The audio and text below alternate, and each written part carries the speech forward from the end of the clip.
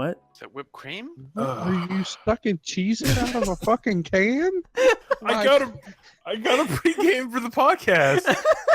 You're getting high on Whip It or something? Good God.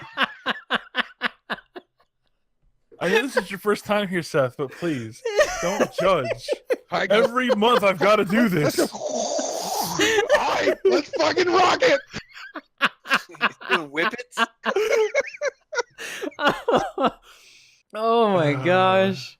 Well, hello and welcome to episode 4 of the Video Games podcast. A monthly podcast where we discuss video-related games and games-related news. This podcast is posted on SoundCloud and iTunes on the last day of every month. Also, you can find older episodes on my YouTube page. Search for Konaku Gaming or Video Games on YouTube. That's mmmHmmm. My name is Jimmy Gang and I'm joined by 3 of my good friends. Mike Gibson. That's me. Jason Zopoulos. That's me. And no Paul this week, but we do have a special guest, Seth Belgard. Nice to meet you.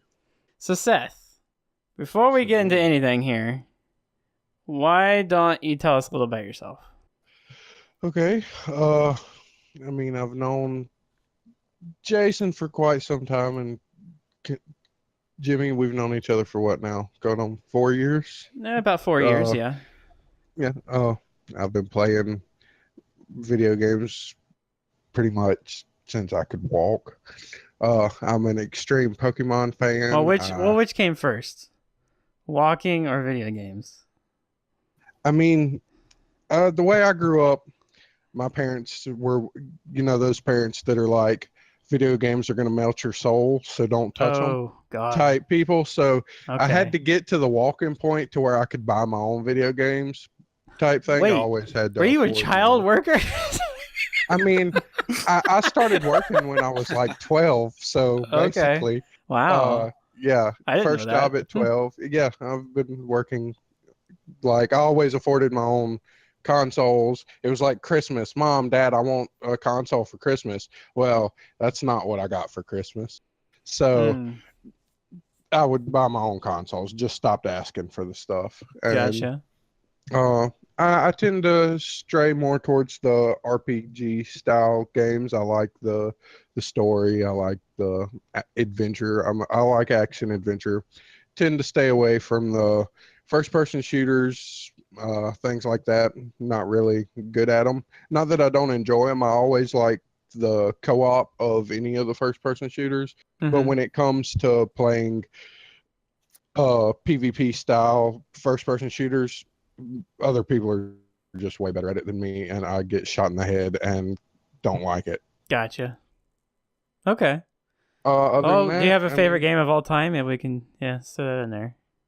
I tell you what, maybe not favorite game of all time, because I've played better and worse games, hands down. But the game that really turned it around for me and really stuck me into playing the RPG style that I really enjoy nowadays was Final Fantasy X. It was the first. Okay. Final Fantasy X was the first Final Fantasy I had ever played. Okay. I played it pretty much at its release, and that's when I got stuck into the Final Fantasy games, and it started leading me into the other games of that genre. Even back in the day, I know Legend of Zelda isn't really like other RPGs, but I don't even know what do you classify it as? Well, I would say it depends on which era. I mean, it's more of like an adventure game, but there's RPG elements. Right. You get gear and stuff, but see, I mean, the new one was a straight up RPG, but yeah, and I still haven't got to play it. But even I've on the Super Nintendo, I can go back all the way to the original Legend of Zeldas on Nintendo and Super Nintendo, and I enjoyed them. But it was really Final Fantasy X that just hooked me and turned me on. The hundreds of hours I have farming that game and making it everybody just max, and that's since then I started back at Final Fantasy 1, played all through them, and I've been hooked on MMOs and normal RPGs ever since, including, like, I really enjoy the Star Ocean games, things like that. Did you play the newest Star Ocean game? I did not, because I didn't know about it. The last Star Ocean I actually played was Star Ocean Till the End of Time on PlayStation 2. Okay. Oh, so you didn't even play Last Hope. Okay. The new one, the 5, it was pretty good. It's pretty cheap now. You should probably check it out. I know you have a PS4. I do. Is it Yeah. on PSN? I'm sure. Yeah. I'm I'll sure have it to is. check it out. Yeah, it was pretty good. Not like the best game ever, but I enjoyed playing it. I But mean, we know the current games we're playing are going to run out of Steam before long. We're all hyped about it right now, but we all know how this game works. In a month, we'll be like, I need something to play. Yeah, maybe. I don't know. It depends. But speaking of Final Fantasy MMOs, the Final Fantasy XIV expansion came out about a week ago from recording. And that's about all I've been doing. What about you guys? I mean, that pretty much wraps it up for me. To play. Yeah. And Jason, you just got into it, right? I've only got about like 6 or 7 hours into it. Yeah, I've just started. I built a new computer, so I didn't have much time. Yeah, that's understandable. But yeah, we'll get you in there. Just a short, before we actually get into the nitty gritty, has everyone who's played it enjoyed it so far? Yeah, I think it's really good. Let me preface this by saying that I'm probably, out of the four of us, the newest to Final Fantasy XIV. I started playing like 2 years ago at this point, but I wouldn't even really call it playing insofar as I like had 30 days with the purchase of the game, got to like level 30 and unlocked Dragoon. I think I might not have even gotten that far. And I was playing an MMO by myself and not enjoying it. And so I just left. I was like, okay, time is up. I'm done. This seemed like it was neat, but I'm not going to touch it again. And then about a year ago or so, everyone had gotten kind of burnt out on the WoW expansion that I was playing with. And I said, well, hey, we can all play Final Fantasy together and see how that works. And then I ended up dragging a bunch of my WoW friends into Final Fantasy and finding out that you guys all played it, and went from there and have basically been playing it since. Kinda, a little bit, only a little bit. You should ditch them more. Yeah. Well, I've been playing the game since the original beta. Seth, you and Jason, you both came in at 2.0, right? Yeah, I came up 3 months, 2.5 months, 3 months after you were playing it, Seth. Right. I bought the game for the 2.0 launch. I was here at, what was it, 3 a.m. that morning for that absolutely horrible launch. But yeah, I was here from the start, and I've been playing it since then. I tend to always take time off for each of the release. Actually, I've been fortunate enough to be able to for each of the expansions on their release date. I've taken a week for each, and this one was, I can say, as far as expansions goes, this definitely was better than Heaven's Sword. Heaven's Sword, yeah. The storyline is, not only the storyline is better in this one, but how they tie everything that you have to do as you're leveling up into the storyline. The dungeons made much more sense than Heaven's Sword's dungeons did. The fight, just everything about it flowed much better to me as far as an expansion goes, and I've really enjoyed it. Yeah, I'd agree. Like, in terms of like tying everything together, it really felt like in Heaven's Sword that they had things written, and then they kind of attached things to it. Right. Whereas everything in Stormblood kind of seems like it's a part of each other. Like there's a real reason you're going to do this dungeon. There's all of the zones and their storylines make sense that you're going to each one and staying there for a while. That kind of thing. I mean, there's some predictable things in the story, of course, but there always will be. Yeah, especially for people who play regularly. Well, I actually have a question. I'm surprised I haven't asked you guys in the last couple of days, but like, you guys have been playing and seeing the new changes they've made, the revamps and stuff. Do you guys find them? Is there pros and cons? That you guys like them? Are you adjusting well? I mean, I haven't. Are you talking about the battle changes? Yeah, the battle changes and the consolidation of abilities and whatnot. Well, I can talk from a tank standpoint, but not a DPS. I'd say Jimmy's got a better idea of how the DPS changes are. You've played, what, 2 now? I've finished one and I'm working on a second one. Yeah, but why don't you tell us how the tanks have changed really in terms, at least Warrior anyway. Well, I mean, I've done a lot of the. I've already gotten up and done the in-tier raid content currently, which are the 2 new extreme primals. Mm-hmm. As far as Warrior itself, Warrior is not much different. It's actually an easier job to maintain now, because previously Warrior had their wrath and everything was based on a timer. When you would finish a combo, you had so much time to either do the next step of the combo or use your wrath and or I can't think of the tank stance one, because really wins Warrior in tank stance. But anyways. Oh, really? Okay. So you had only so much time to use it. Whereas now with the gauge, you build up your gauge instead of have wrath, which used to it took 5 points of wrath to do anything. Mm-hmm. Now it takes, under normal circumstances, to do your big moves, it takes 50 points of gauge. Your smaller moves take 20 points of gauge. But the good thing is, when going through a dungeon, now you can save your gauge. So before a boss fight, I can build up gauge and have it waiting for not only faster enmity pools, but also getting into DPSing faster and doing more damage. So quality of life on Warrior, I would say, is much, much better. As far as the other tanks go, I've co-tanked with both. Paladin is able to get their enmity up much faster, and Dark Knight is severely lackluster.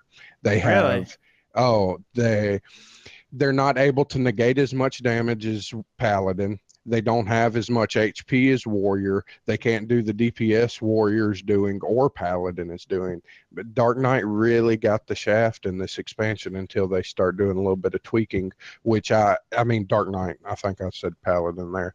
But Dark Knight got the shaft here, and Square Enix is real good about, if a job's bad, they're going to tweak it. Look, Astrologen was really bad when it first came out in the healer classes, and it turned out to be the best healer at right. the end. Yeah. Now, man, they pump those balance cards out, and it's hands down the best you can even hope for. So now for Dark Knight, do you think it's possible that people just haven't really figured out how to play them, or do they need changes?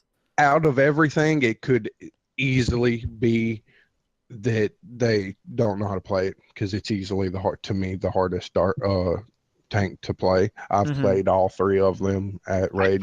I found it easy.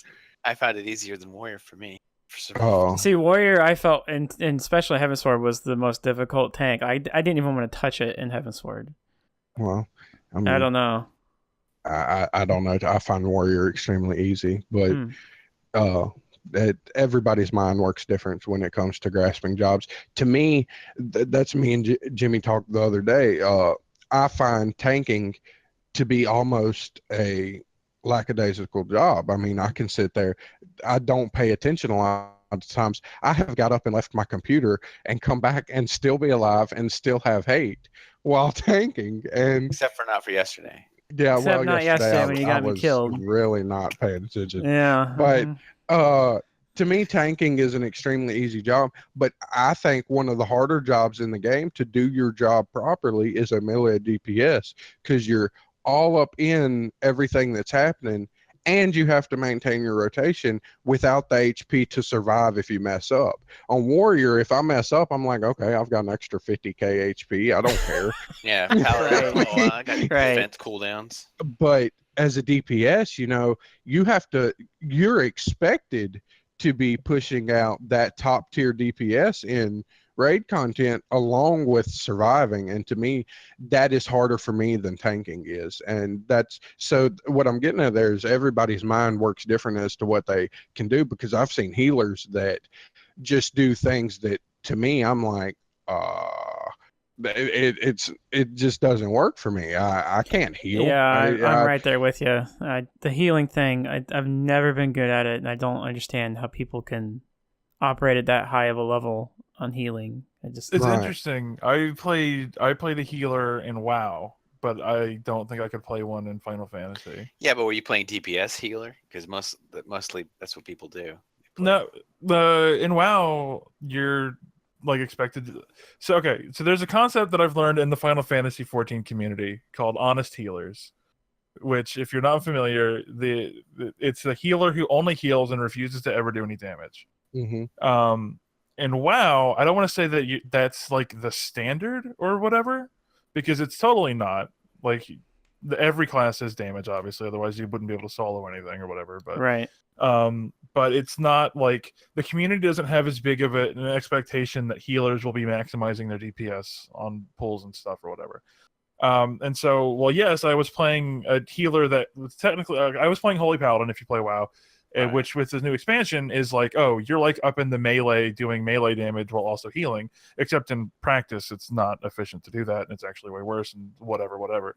But the way I was able to heal in that game, because WoW lets add-ons and stuff that Final Fantasy for the most part like gives you enough options, you don't really need them, but I could set up like on click macros. So I've got all the health bars in the center of my screen, and when I left click this happens, right click this happens, control click this happens, and I don't think I could like cycle through that stuff and do damage and stuff in Final Fantasy with the way the HUD and stuff is set up. Mm-hmm. But the idea of playing healer, at least in WoW, to me was like you're playing DPS, except instead of making the bars go down, you make them go up. Which is like, I don't know if that's the way all healers look at it, but it's just like, oh, okay. So I want to use this and this and kind of flow into this and that. And then when I started doing that, it was pretty simple to get through. I just needed like stuff that lets me do a bunch of on-click macros for all my heal spells because I'm really bad at memorizing my toolkit.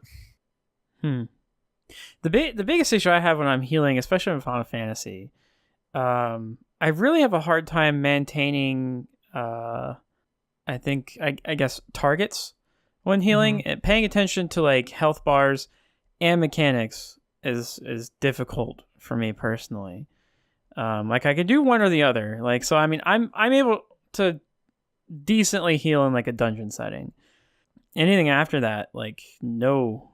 I think I've tried healing in like Titan Hard and stuff, and I've done it, but like, oof, man, it's just, it gets really shaky. I just don't know how to maintain all that. Just maybe it's a practice thing. It's just I don't know how to play healers or something. Well, I don't know. These days. I think it's you got it or you don't thing. Some people just make good Maybe. healers and some people don't. Yeah, and then also like with the idea with that bigger content too is like you don't have to be responsible for everybody because there are 2 healers by default. So it's like, I can pay attention to, as long as I keep the tank alive, then who fucking cares about the rest of the people? And I can divert most of my attention to just the tank and mechanics or whatever. But I'm with you. Like I can't do healer in this game for the same reason. It's too hard for me to like keep target management and boss management and mechanics. Yeah, because it feels like I'm doing the like the melee damage dealer part and keeping track of everyone's like health. Like I don't know. I guess I can't just simplify it down. I don't know. It's weird. When I do play a healer, I have to change my HUD layout completely. Because, oh, really? Oh, yeah. I mean, the way I do it now, I keep everything as close to the center as possible, whereas when I'm playing healer, I blow up the HP bars of everybody. I make the party list huge to where it's a big focus on my screen, and the rest of the screen is just focused on trying to see the boss mechanics.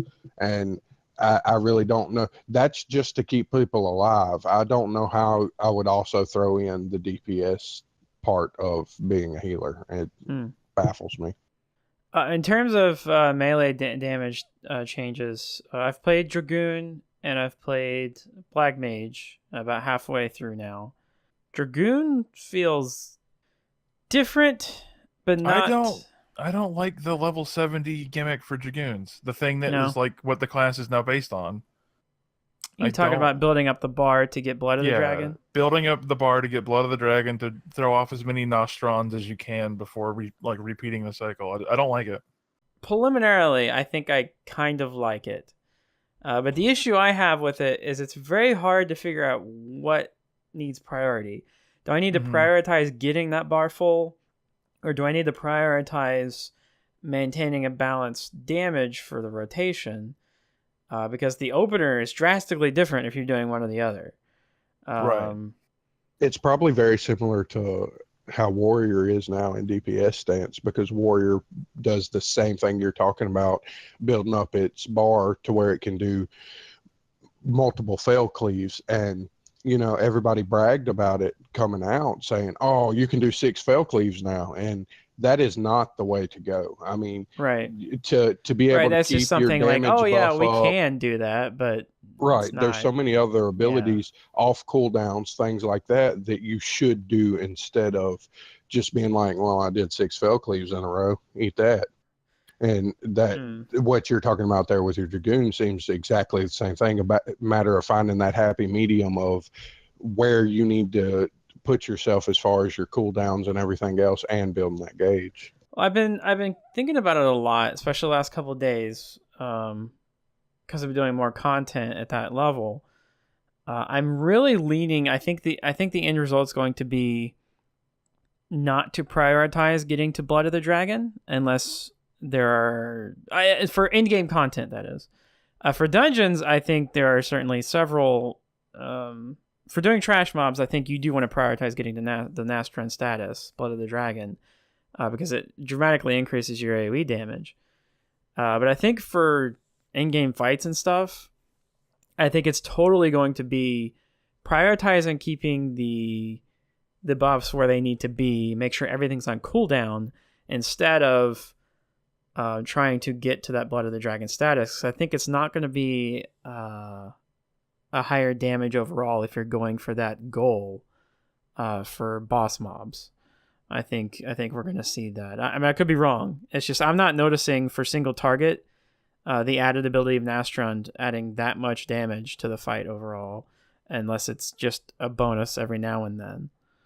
I mean, let me ask you this. Mike, you've been playing it. Sorry, I have been playing Dragoon, but Seth, no, go ahead. Finish up what you were talking about. I was just Mike. How do you feel about that? I mean, do you feel it's gonna be? Do you think it's more beneficial to get to Blood of the Dragon, or to prioritize using like Blood for Blood, like in the beginning, and doing that kind of initial rotation from 3.0? So let me preface this by saying I hate theory crafting because I'm not good at it. Okay. I'm always really bad at it because I always look at stuff and go, like, for example, when I got Blood for Blood on Lancer, I went, why would I want to do 15% more damage and take 30% more? That'll just get me killed faster. Not because at that point, like, I don't think I'd done any group content. Okay. I was like, why would I ever want to do this? And that so I makes put it on my sense. bar, That just makes never sense. used it. Yeah. And then eventually, like, oh no, I'm an idiot. That's fucking huge. But so with that all said, I think what it'll turn out to be is that Nastran, the Blood of the Dragon, or whatever the thing is called, I think that'll probably turn out to be a DPS increase, but you'll have to literally weave in, like, it'll be basically doing both. It'll be keeping all of your buffs on cooldown, but trying to time it so that you're using all of your buffs when that's up. And trying to, because you have a bit, because when you use your jumps, you have 15 seconds to use the thing that triggers the eyeball, and you need to do 4 of those to get to the thing. So you've got plenty of time to play with it and time it towards your buffs, so that the idea, I think, optimally will end up being a lot of cooldown management of like, okay, I can pop Blood for Blood now, go through this rotation, and build up to almost having Nastrand ready so that Blood for Blood comes off cooldown, and this other thing, and Heavy Thrust comes off cooldown, so I can hit both of those, pop the last one, fire off a Nastrand, go back into the rotation, get my second Nastrand, keep doing the rotation, and ideally probably get to a third, I think you can maybe do if your skill speed's high enough or whatever, but I think that's how it's going to end up turning out. Which is why I'm not super excited with it, because cooldown management isn't really. Well, I do want to say I don't think you have to worry about that, because it's been proven time and time again, especially in this game, that saving cooldowns leads to a decrease of DPS. Well, I don't think necessarily it'll be saving cooldowns. It'll be using your cooldowns when you have them, but timing the 15 Well, second window you I think have it on the ties other together. thing. I think it ties together. I think Yeah. I think what's going to happen, if it remains true what's been happening in the past. I think that when you get that ability, and you get the 30-second timer on your what's the first one called? Not Blood of the Dragon. Isn't the blue one Blood of the Dragon and the red one Is like it? Life of the Dragon or something? Is it whichever one the first one is? Because the timing is it saves when you go into the next phase. Mm-hmm. I think immediately when you get that 30 seconds and all 4 jumps have gone off, I think you just blow it. I think that's what we're gonna see. I think it'll be. I don't know. Yeah, I think it'll be timing it so that you go into that when cooldowns are coming off, so you can burn cooldowns on it. That's gonna be impossible to make sure you have 30 seconds when your cooldowns come up. Oh no, trust me, dude. I know. Why do you think I've been leveling Red Mage? I really don't think it's gonna be like that. But like I said, and if it is, it's gonna be such a a minuscule increase in DPS if that is right. That's not every worth little bit it. counts. It does, but. But yeah, like I said, I don't know, and I'm bad at theory crafting, which is good because that means hopefully everything I've said is the opposite of what it should be, and it'll be fine. I mean, I have had those worries looking at it, but I really don't think that's what it's going to be in the end. I think it's going to be more along the lines of get everything on cooldown immediately, do that initial rotation, plus getting off the. I think they're going to tie in a little bit together. I think the questions are going to be, well, do I still high jump to get into the fight first, or do I run there because Blood of the Dragon's not up, or like those kind of questions? I think are going to be the big question marks for the job. I don't know. We'll see. There's been a lot of talk on the Reddit, some Reddit threads on Dragoon. A lot of people seem confused on what to do. Can I tell you the other thing I'm worried about with DPS? What's that? Why would you? Okay, actually, I bet you can answer this question for me. Because I think I have a rough idea of the answer to this, but I think I don't have it completely, so maybe you can help me out.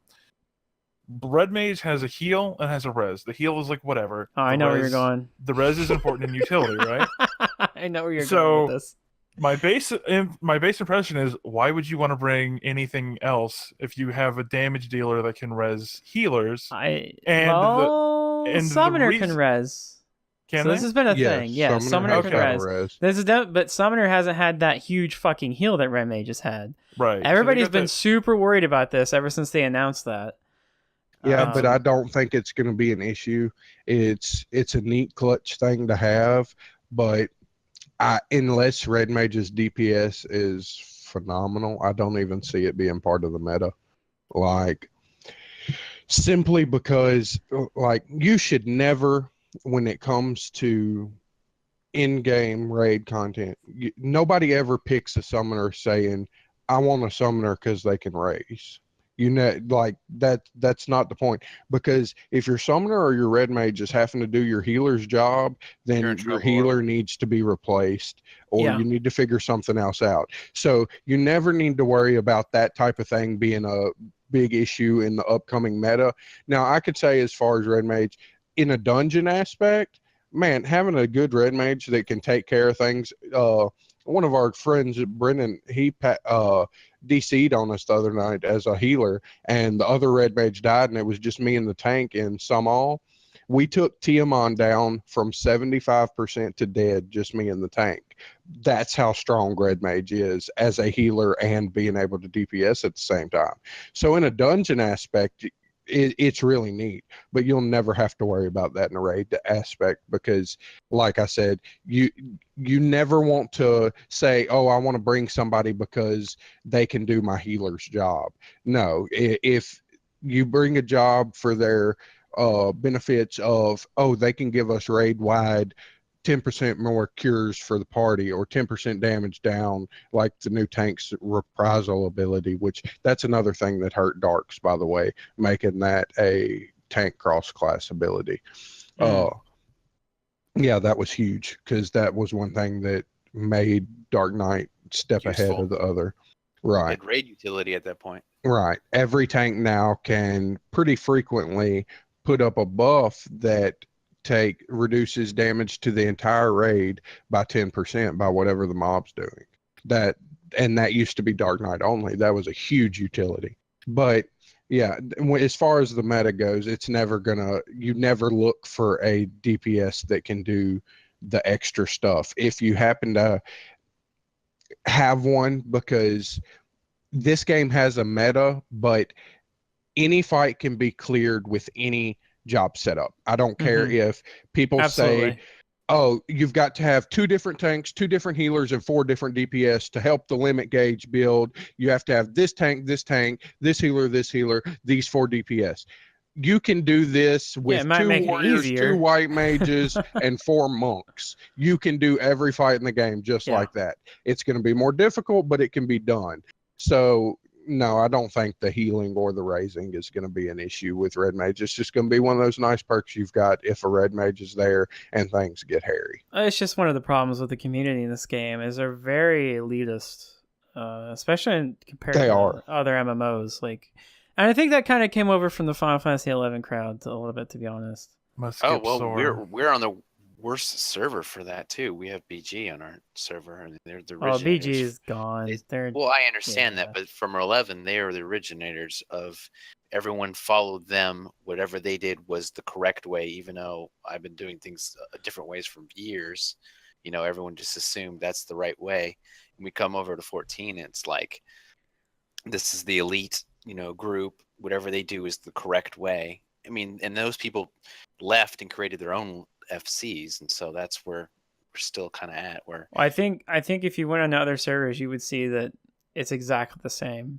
Because if you go to any of the forum stuff, any of the the Reddit subreddits, it's 14 you hear the same stuff. You hear everything the same. And it's not even healers need to do damage. Oh, why don't you have multiple damage dealers? Why are you using the same job here? Why are you using a dragoon? Right. It's all over the place. Yeah, and used to in these what you say streaming from 11 had a big different communities, as in the NA community and the Japanese community. Right. That big conflict, and it's not with this game. It is game wide as far as how the community reacts to everything, and it makes the game very unplayable for a lot of people. As time goes on, after they get into it a little while and this game's awesome, and then they want to get into, I'd like to try to get some of the better gear, and they find out there are 2 different games in 14. There is the casual game and the in-game game, and people are real critical on the latter. The in-game is super clicky and condescending, and it's very toxic. It's the reason I stopped doing that at all. It's just not fun.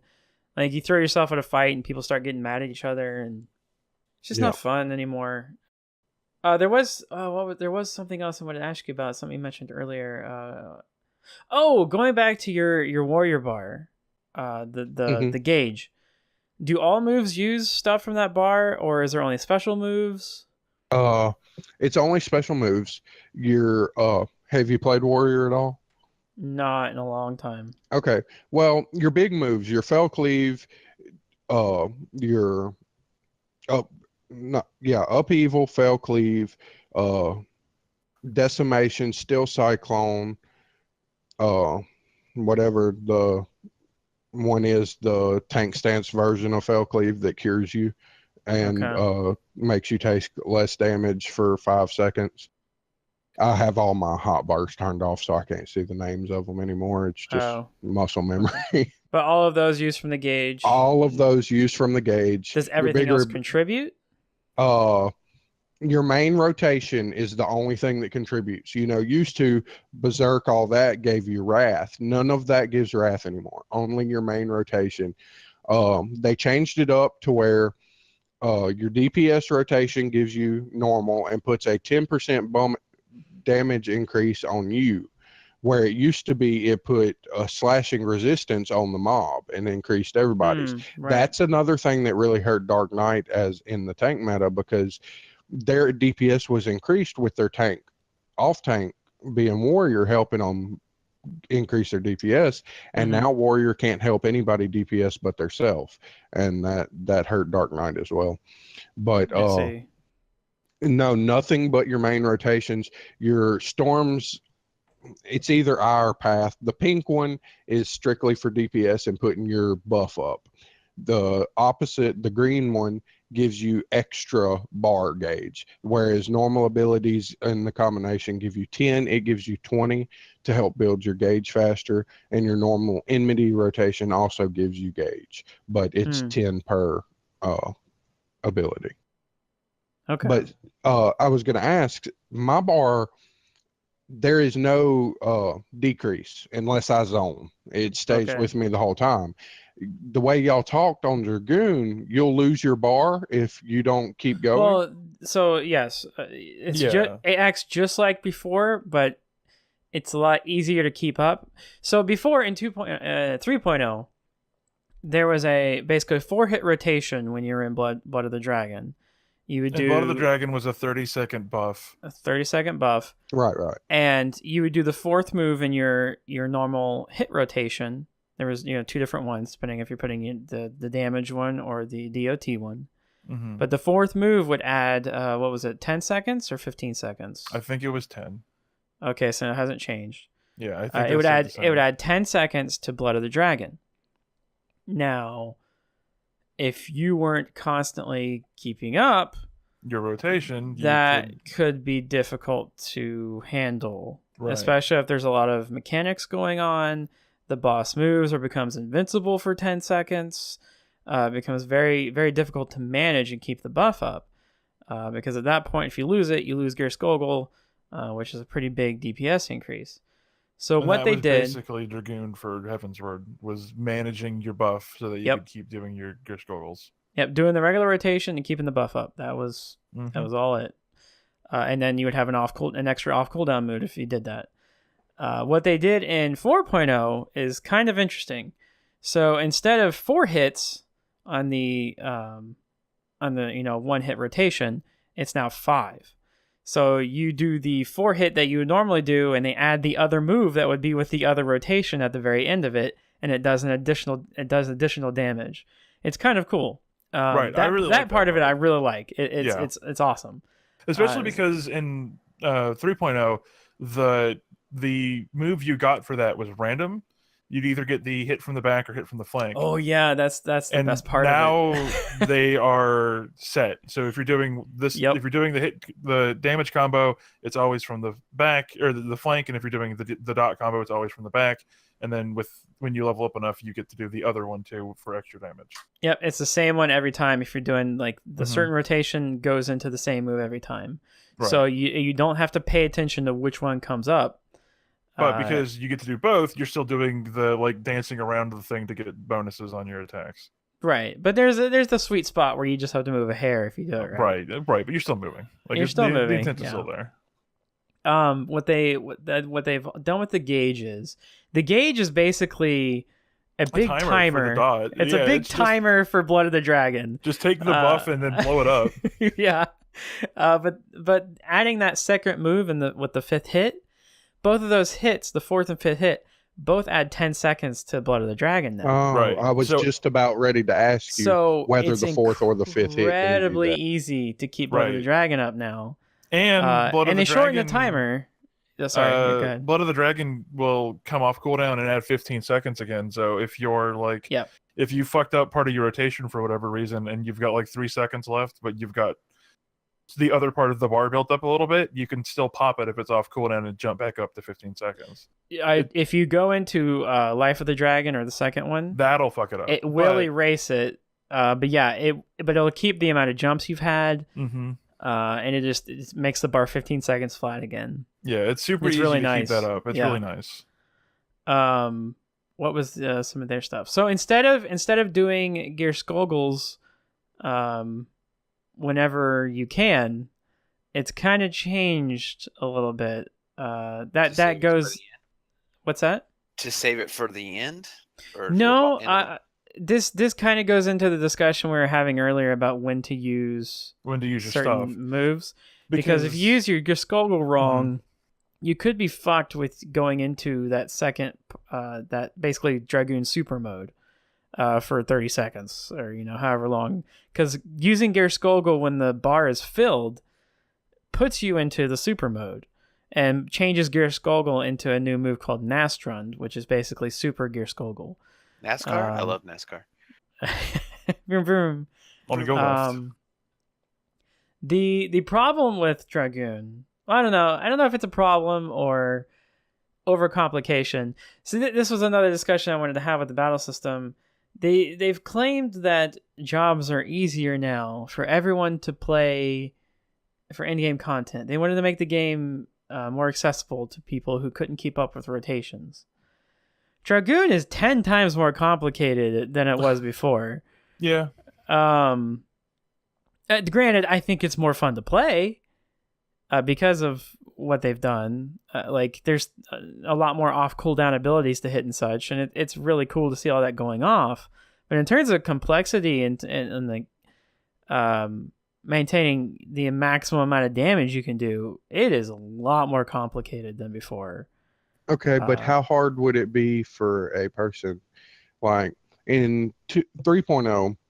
It was hard for a Dragoon at all, like you were saying, to maintain and do decent DPS. That was the hard part, though. Right. That was the hard part of Dragoon. The rotation in Dragoon is super simple. Right. You memorize it essentially. Yeah, it was memorized. It was two different. It was like two different waves, and you did 4 different moves depending on which wave you were in, and it was really easy for the actual move part. The hard part was saving certain moves for certain times to keep that buff up. That was the hard part in in-game content. Anything below that, Dragoon was one of the easiest, if not the easiest, melee damage dealer in the game. Now, you've added, you have a 5-hit rotation. You have jumps that you need to time with doing a second off cooldown ability that takes a super long time of animation time, to where you can't do a buff in between, or get a move off really quickly. It's more, you have to think a lot more. You can't just mindlessly do it anymore.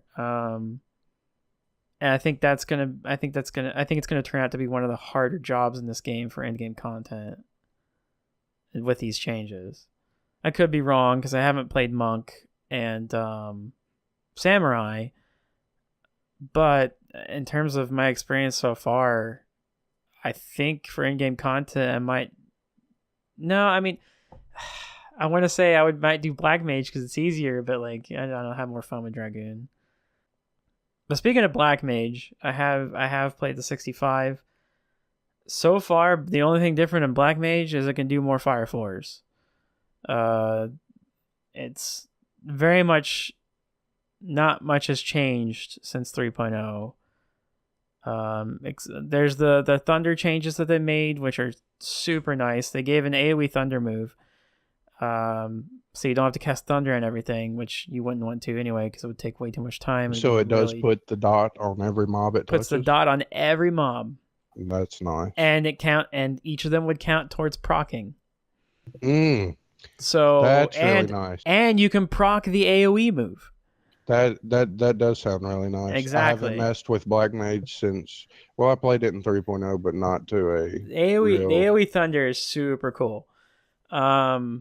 But their final move is just like a bigger flare. I mean, granted, it's the potency on that motherfucker.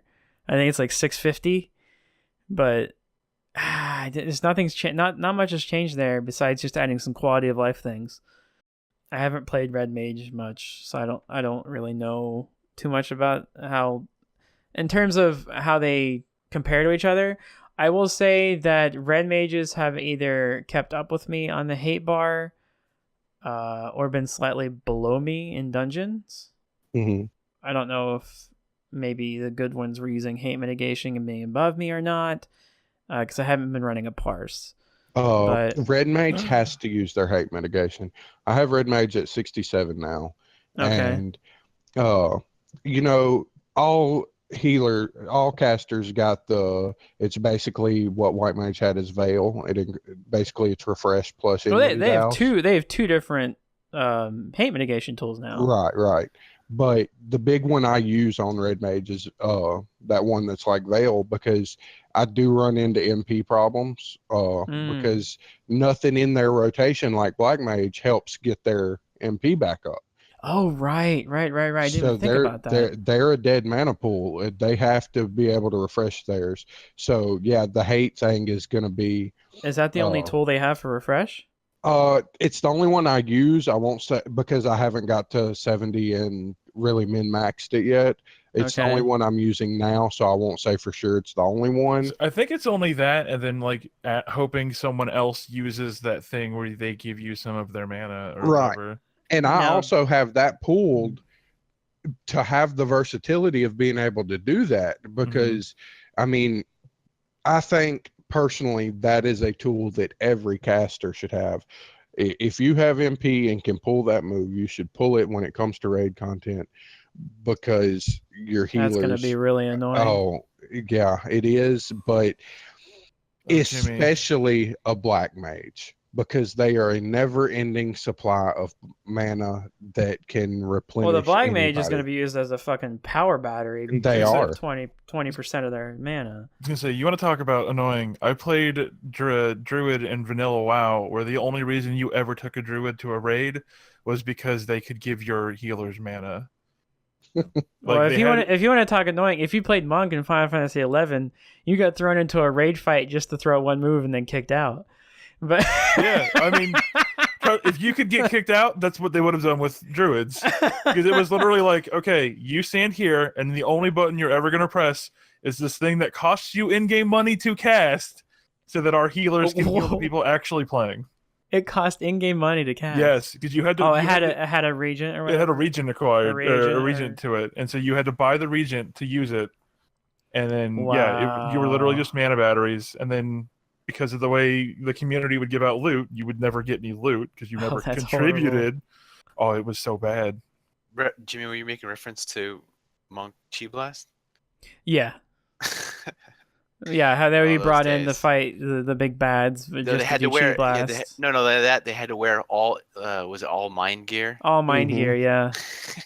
Sit there, and they'd be brought into the group, chi blast, and then kicked out. I kick them. Wait, I want to get a title. I want to get a title. Let's see. Well, we did. Oh, we skipped over the launch. This game had a beautiful, flawless launch. I Nothing heard you was guys wrong. for 3 days straight. It was sweet enjoyment. I've never heard so much profanity from everyone. I just was not expecting those two really big boss fights really so soon in the expansion. Yeah, it was a technological problem caused by a design decision. Right. Multiplied by a DDoS attack. Right. I tell you what, it took me longer to beat Robon or Pippin than either of the extreme primals. So yeah.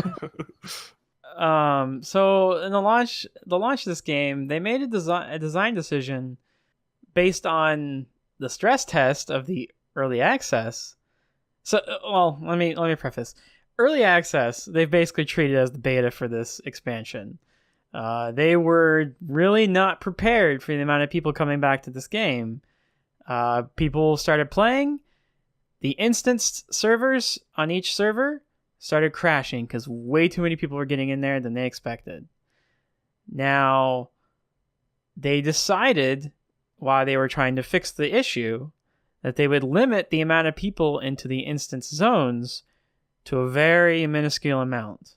If I had to guess, I would say each server probably had maybe 5 at a time at the most. I mean, if I really had to guess how many people were getting through, like how many messages were going off. Well, I did read it was definitely data center wide. Every server that connects to your Oh, data 100%, center. yeah. So that means in North America, they had twice as many because we have 2 data centers run through our instance server. So the number of people trying compared to the number of people going in, oh my God. I mean, we're talking each server had at least 1,000 people in the zone at a time. Mm-hmm. Trying to get in, and I think the Primal Data Center has 10 to 12 servers, something like that. I mean, so we're talking 30 to 50,000 people probably. A massive bottleneck. Trying to get into this one instance that was only allowing a few people at a time, and people were just sitting. I mean, I personally, There was a time I did it for probably 5 to 6 hours straight, just sitting there clicking on this NPC over and over again. And it took me a day and a half to get into it. Yeah, I got frustrated. I did a lot of clicking, and then I said, well, I'm not going to waste my time. I'm going to go level Red Mage. And that went well until I go to Palace of the Dead, and those servers were crashing as well, Right. because of just the severe congestion. Right. Well, if I had to guess, I don't think they were quite related. Maybe not directly. I mean, I think what happened related in the sense that we can't do story stuff because Rabon's blocked off with the number of servers we can make. So let's take this. Let's say even if it was like 700 of those 1,000 people standing next to him, go, I'll just go level this guy, and the fastest way to do it is in this special thing, Mhm. and now you've got all those people cramming against those servers instead. Well, I think the problem with the Duty Finder instance is I think that is very much tied to the DDoS. Because I mean Yeah, they can probably so. handle a decent amount of people, going to, the duty finding stuff. Well, if I remember right, Um, didn't the Duty Finder servers or the Duty Finder instances go down first, and then they got those? No, so It all looked crashed at it, once. yeah, at they the all beginning. when the instant server thing happened initially, the entire thing went down. I'm just And it trying was to, early. it was it like- was super early. It was like an hour after launch. Yeah, Not even an hour. everything- It was like 30 minutes. Yeah, it was anything that was not in the actual world crashed. Like if any like dungeon content, deep dungeon content, instance story content, all of that went down super early.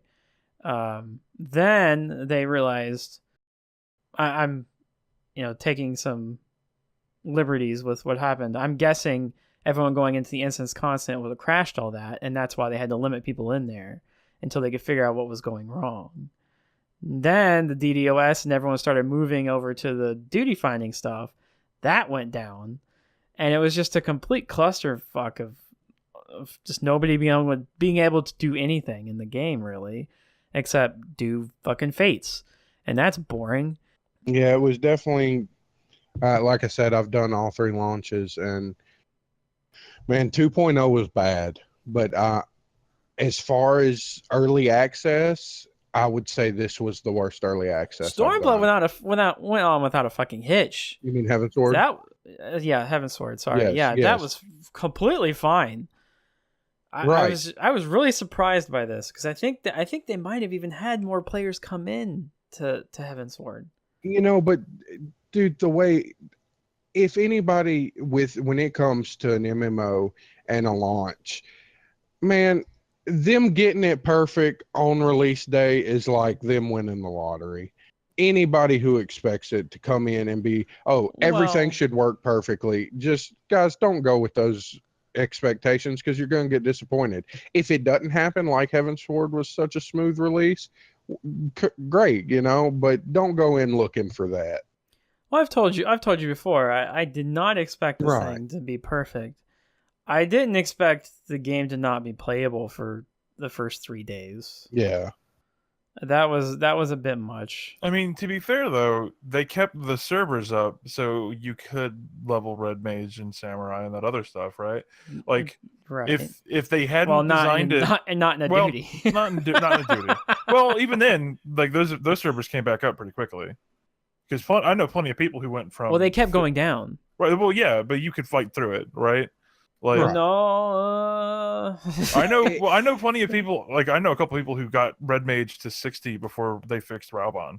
Right. Through Yeah. just Palace of It the was. Dead. It was. But it was going down in spurts. Like it Right. was just very demoralizing. It was like, oh, well, I don't get to play for the next 2 hours or whatever. right.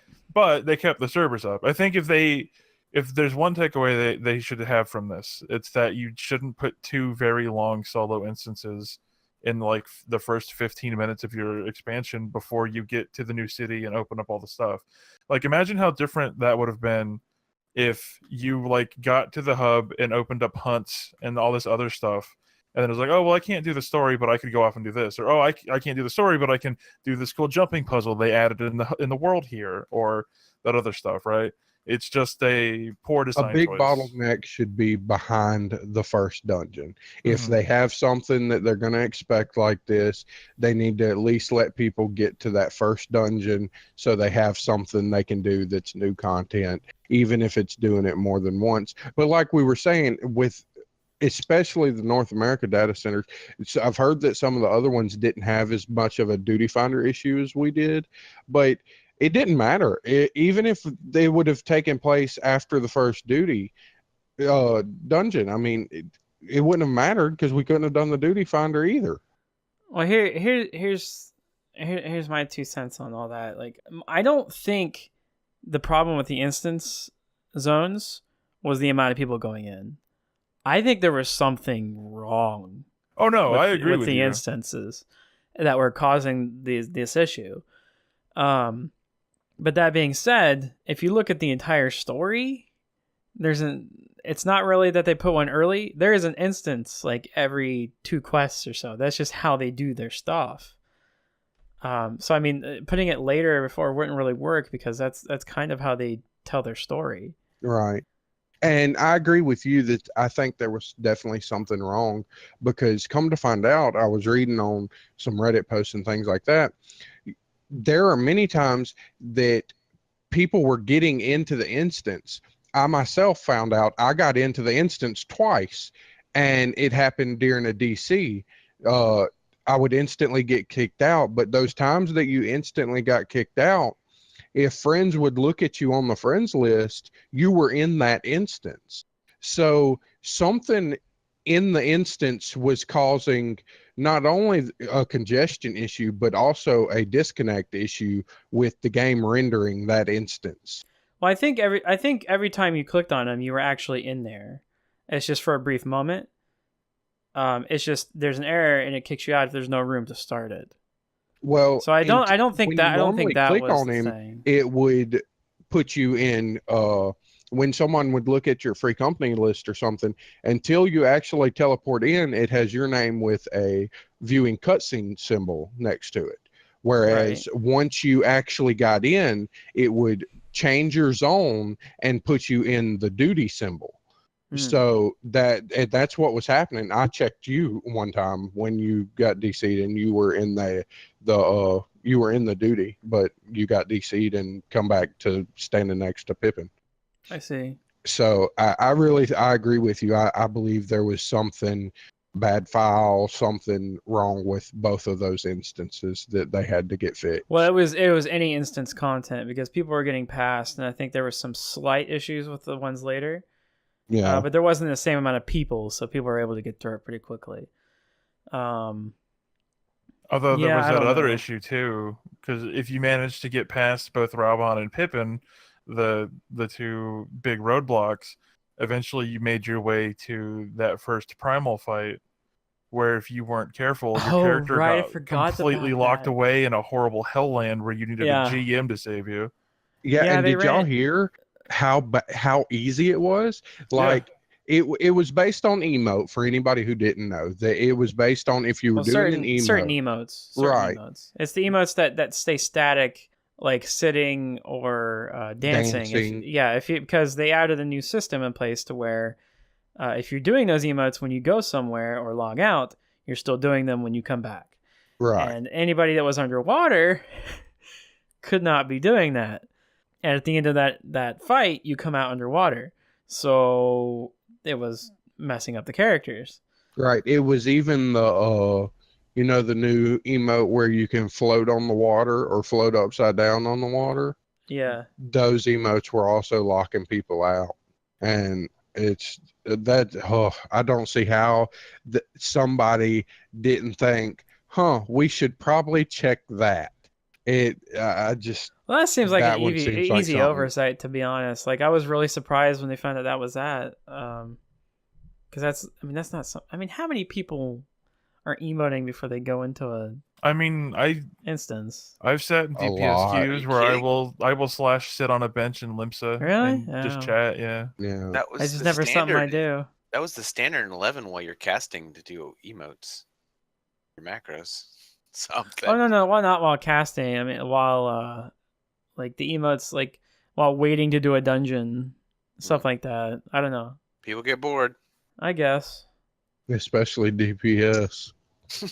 I'd like to know what the percent of the people who lost their character during that time were DPS waiting on that queue. Oh, probably. Yeah. Well, during that time, it's hard to say because there were still people locked behind the old content at that point. So, I mean, I'd venture to guess that there were a lot of tanks, healers, and damage dealers waiting. It wasn't just... Yeah, probably so. Probably wasn't insta-queue. Yeah, because there just wasn't that many people past the fight yet. Or past the 2 savage modes, Raubon and Pippin. Revenge of the Father or Sins of the Father. Sins of the Father, Revenge of the Son, yeah. Everything seems to be fine now. I don't even think Duty Finder's really gone down in a while, has it? No, I haven't noticed any major issues. They did a very good job to be ready for launch day. And that after learning, I was kind of upset before learning that they were under a DDS hack, as well as dealing with the instance issues. But for them to deal with both things and get ready and have a smooth launch on launch day, it was pretty damn good in my opinion. Yeah, they I won't give it to them. They did get everything fixed by the actual launch date of the 20th. It was just anybody playing in early access was kind of had a rough time. I wouldn't. Yeah. I mean, I didn't hear you guys bitch and moan about it for 2.5 days. Yes, it was very frustrating, especially because I mean a couple of us took off work to play. Yeah. But I mean overall I've enjoyed it after this week. Yeah, I've had a good time, even with the frustrations. Now I can tell my kid how I beat Pippin one day. I have. I've enjoyed this expansion. As far as dungeons, the primals themselves, the extreme primals to me are much better fights than either one of the Heavensward original fights. I mean, I really enjoyed it. Yeah, it's you don't like it's the been tipping good. scale? You didn't like that one fight? Oh God! All I can say though is somebody shoot whoever wrote the music for Lakshmi.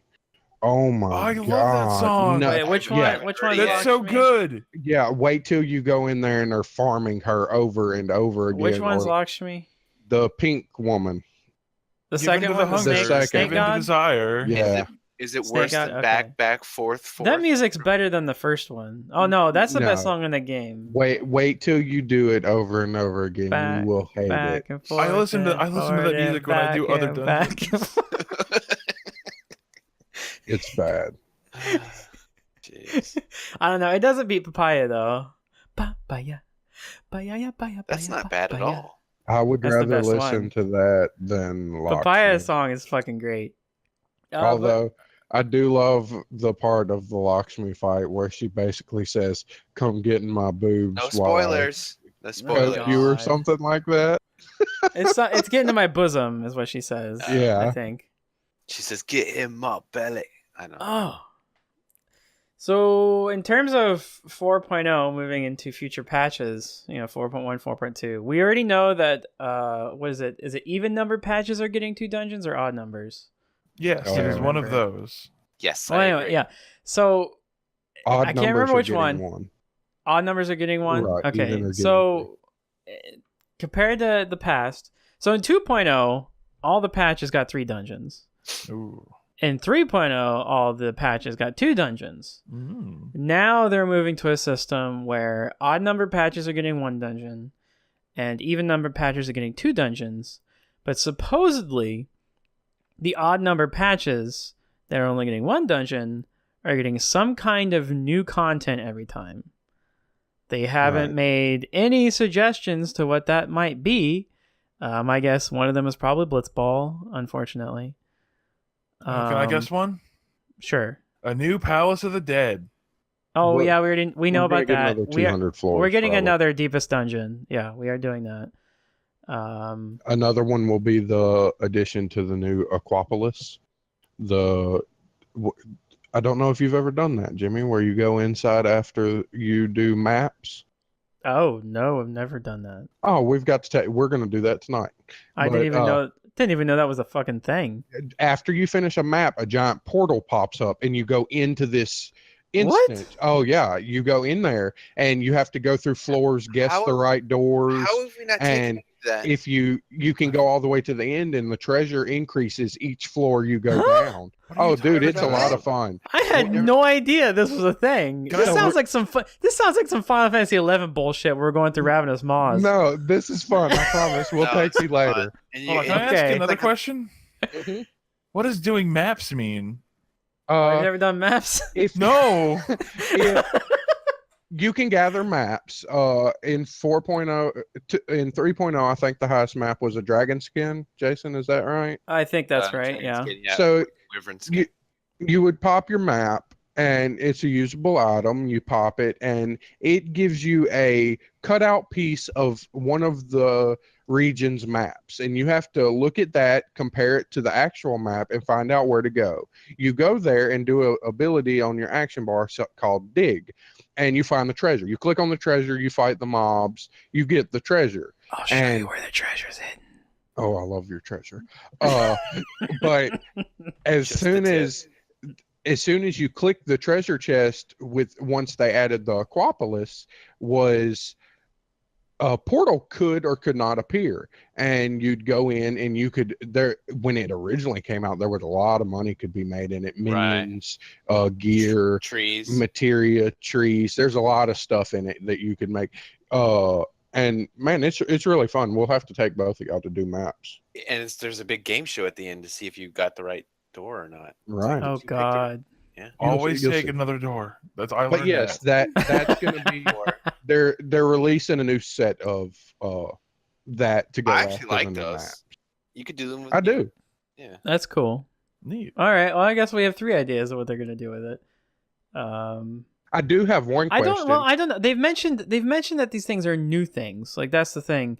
So I don't know if the deepest dungeon and that kind of stuff counts to what they're talking about, because I mean, in they their keep mind, talking. I would imagine it does. I don't know. If they well, give it a new name, it's new to don't know. them. Because they keep in every live letter they keep mentioning how it's completely new. Are I they And don't know. I'm hopeful. The Did game they say- needs more content to keep. It needs maps new are kinds nice. of content. Right. Like, It yeah. needs something to keep people playing in between raid contents, because what happens is people are getting bored. They finish that storyline the first day. They get into whatever the current in-game content is, be it extremes or the current raids. They get that done, and then, man, people are just sitting going, well, I'll go play another game until this game comes out with something new in a month, and then I'll do that in a week and be done. It Well, doesn't I even think have that- to be. I'm sorry. Go ahead. No, go ahead. I was gonna say it doesn't even have to be like completion. Like Diadem 2.0 was kind of, I think, in my mind, a complete flop. I mean, people didn't really see putting much effort into it because the best thing reward was a weapon that was like the RNG on that was ridiculous. And Well, that's the thing. Diadem is such a good idea. They just have yet to handle it properly. Yes, it could that's be where I was so going. much Actually, fun. yeah, I wanted to bring up the diadem because I think that's something they could definitely work on. I think that's what they thought the answer was going to be. To be honest, I think they thought, okay, we've got it. This is going to keep everyone interested for a long time. The problem was, instead of making it cosmetic, they made it just slightly better weapons than you have. And who cares? We're already clearing all the raid content super easy with all of our raid weapons. right. Why do we need to get a 5 eye level higher weapon for the new expansion when everything's going to be obsolete 2 levels after it? Oh, I and think- they made it think like that was the best thing to get. And Right. People would be spending hours and hours and hours in there. And you know what? People were like, I don't give a shit for this like 1% drop rate. You guys can go suck it. I'm not. And you know what? If they put the right rewards in there, Yeah. everyone fucking would. Right. You Oh, guys, yeah. You I guys all think- played in 2.0, right? Yes. Yeah. Yes. Okay, can I ask a question? Because I didn't play in 2.0, but I heard that like the hard version of the coil raid, like apparently the The hardest version of that, Savage? didn't drop any gear. It only dropped titles. Is that right? Yes. Correct. Yes. But Coil the Savage was mode titles. didn't come in till the very end of the 2.0 Oh, yeah, it was late. segment. That was it real was late. almost 3.0 that they added the Savage, and that was only because Coil was very inviting. It's what I would imagine we're about to get from Savage Savage Omega, but it was much more inviting than Alex was when it came to difficulty. So they needed something for those really top end people who wanted something more difficult. And that's why they added the Savage. And that's why now we're getting Super Savage for when the next raid content comes out. And I think that's because they're going to make Savage mode to where it's hard, and it's going to take a good raid group and people communicating and everything to do it, but it's going to be a whole lot less. You have to be in the meta. You have to do it this way to get those fights done. I think. Well, I think Super Savage, we're going to see a meta. Oh, Super Savage, there's definitely going to be a meta. If you're not one of those jobs, don't even attempt it type thing. 100%, yeah. But no, as far as the... Go ahead, Blink. No, go ahead. Yeah, my question was, did a lot of people do that if the only reward was a title? Oh, yeah, not many people did regular Savage. There was quite a bit. There wasn't maybe a lot, but there was quite a bit. I think you were hearing from them, but there wasn't that many. The ones that wanted the clears for the world first to say, hey, we did it. Other than that, I've never seen somebody with the title equipped personally. Yep. Well, because the thing I worry about, like you mentioned, like if the diadem rewarded like really cool cosmetic stuff, I think like if they already tried that with the titles and that old Savage stuff, and if nobody, the problem with Savage, it was too hard for people to do. Diadem was super easy, and you just kind of go through it, and like they added just have a really minuscule drop rates if you did really cool cosmetics for like a lot more things that way. Mounts. If you added a whole bunch of stuff to that system that people could low like drop rates with low drop rates stuff, people would do it. They should put this is a personal opinion. I think they should have job mounts in there, item to where you could go and try every time to farm your mount for your class. I think that would be really neat. Maybe. I mean, they need something. Like it's not, and it's not going to be for everybody. But for the people that want to keep playing the game, like during the downtimes, that would be something they would definitely do. I mean, you're already going to lose the people who are only there for the in-game content. Right. As soon as they cap their gear, they're done. Exactly. But there's plenty of people who want to keep playing the game when that's over, but there's nothing for them to do. Yeah. And that's part of the problem. Do you think PvP ends up being a possible solution for that? PvP I think they're starting to shine. I think they're starting to see that, than it used to be. That's because they've added the fucking buttloads of experience to it. Right. But I think they've made it good enough to where I hate PvP in every game I've ever done. I've been enjoying doing the feast. Yeah. I've had a really good time. Yeah. You had the worst luck getting good groups. I remember. Not lately. I understand that. I finished that quest. Before I got all the horses. Your win ratio was it 11% or something? No, yeah, my loss ratio was like 89%, and it was 89% loss rate in what's the big PvP Frontline. I had a slightly better win rate in Feast, but it wasn't that great. Everybody listening, y'all should know Jimmy is a PvP all-star in Frontline. I kill a lot of people. Black Mage, man. Kill good. It's real easy to pick people off. Like, I don't know. It's fun. Black Mage is a lot of fun in PvP. I didn't think it was going to be, but the new changes have made it a lot of fun. I don't want to get too deep into it, but they did make additional battle changes to everyone in PvP where they've kind of very limited you on what abilities you've had and very simplified it. Do you know how much I enjoyed just having a PvP specific hotbar that you get when you go? Oh, that's the best part of it. That you don't have to fucking put it on your normal bar. I know. Yeah. And they fix it like on Warrior, your tomahawk is already changed to the tomahawk you get in PvP that puts heavy on the people. Oh, those were such good changes. I just realized that. I mean, I just did that today. I zoned to the wolf stand. I was like, what happened here? So Yeah, you have a completely. It's like when you get the pet hot bar or something, or you.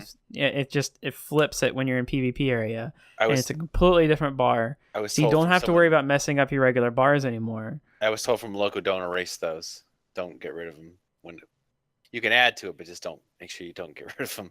Yeah, one of our friends, he zoned into the PvP zone before experimenting with every ability and was like, I don't use any of this, and took it all off of his bar and put his normal abilities on his bar. That's funny. And went into PvP match and couldn't do anything. Oh, that's great. That's really funny. But no, PvP's definitely been improved upon, and I think that's something they're really focusing on.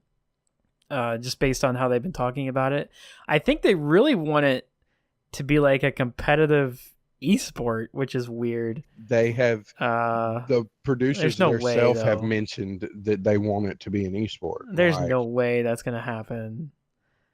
I mean, it has gained ground in terms of it's more popular for people watching, but in terms of being a popular esport, there's no way. All games are esports now. Well, if you're at this year's E3. But I do want to touch on a couple more things for 14. We already established. Where do we think the story goes from here? Like, kind of non-spoilery as possible. It's going to be hard to do without getting into spoiler territory. Yeah, I guess. Well, I mean, we do know that the next raid content, we know who it is, and that is where the next story is going. Because, MSQ will run through the current raid content and make you do the 4 normal tier raids. Well, no, I think it's going to be separate again. You think? I think it's going to be MSQ, but there's going to be branching paths. Yeah. I think it's going to be like, I think it'll be like just like it was in 3.0, where the God, I can't believe I'm blanking on this. Alexander, where Alexander was one part of the MSQ, and so was the Stormblood stuff of taking care of the Dragonsong War. Yeah, the Dragonsong War. Not Stormblood. My God, there's only been 2 expansions for this. I know. You're getting them all mixed up. I know. I'm bad. It's really sad to know that Sultana's gonna die again. Sorry for the spoilers. That's too bad. Spoiler. That ain't gonna happen. Rip. Nope. I mean, Ripperonis. Jason. Yes. How do you know it hasn't already happened? Yeah, I don't know. Maybe. Yeah. You got something to look forward to in that level 61 dungeon. The end of 3.0 Yeah. was very much, there's a lot more to be told here. No spoilers. 4.0 kind of wraps up around itself. So much more than I expected it to. Mm-hmm. Yes. The person the things we did in this, I expected to be a 3.2. I expected the thing that happened at the end really to be like, here's the last patch before 5.0. Yeah. Like, now you can take care of it. Yeah. But they have something else big coming. I don't know if it's another spawn of Midgar Stormer. Midgar, no. I don't know if we're going to deal with either Vertra or Radagast or whatever his name Not is. Radagast, but One of them is on this continent, so we do the Dragoon quest. Oh, Yeah. I'll have to do that if it. I think they kind of take care of the thing you're maybe predicting, not quite what you're predicting, but covering that area of the story. Well, that excites me if they do mention one of the other Brood members. Yes, but good. That's something I'm gonna have to go do then. I didn't plan on leveling Dragoon, but I am now. Haha, one of us. Enjoy the pain. That's fine. I already got my Susuno weapon. Have fun doing 20 off cooldown moves. Have fun putting a big red chain on teammates and hoping they don't run away because they've been programmed to break chains. Yeah, well, the first time I put it on Seth, he ran away from me.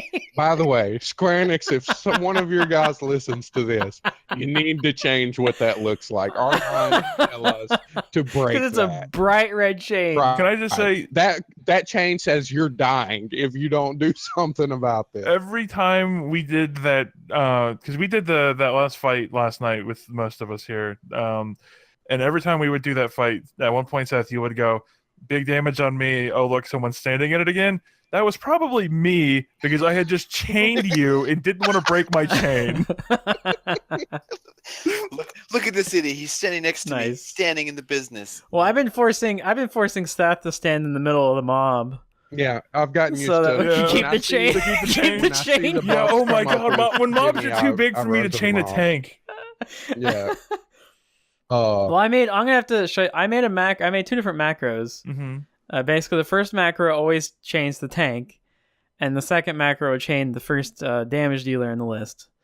So Those are good. That's it helps for dungeon content, at least. For Yeah. 8-man content, you have to put it on manually because it complicates things. But dungeons, it makes it super simple. Yeah, I had to make a macro myself for changing one of the new tank abilities that's cross class is called Shirk, where you instantly douse 20% of your enmity to whoever you want. So I made a Oh my god! Shirk macro that instantly puts it on the second person in the party, which will always be the other tank in an 8-man situation. And in a man, it's 4-man, so it's just a fun nice. party. Oh my god, I'm gonna kill Jimmy one day. I with tell you what, I'm putting it on. that's like Brandon a all the time. dream. It makes me want to play tank so bad. Yeah. Get those healers killed.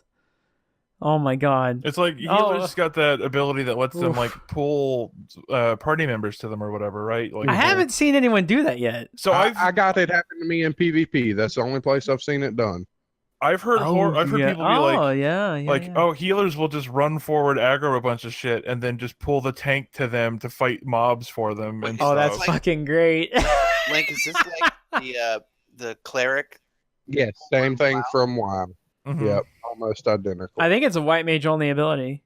I do not know. I thought it was. Yeah, that's cross-class, but it the might be. pulling, the teleport pulling thing. That's white mage only. Is it okay? Yeah, that's probably why I haven't seen it much because I haven't partied with very many white mages. Yeah, I Well, thought it a was lot of cross-class, people but were that makes scared to sense. play white mages. Yeah, what I think that they're boils finding down that it's to. fine, right? A lot of people, I've heard a lot of people say white mage is like the strongest.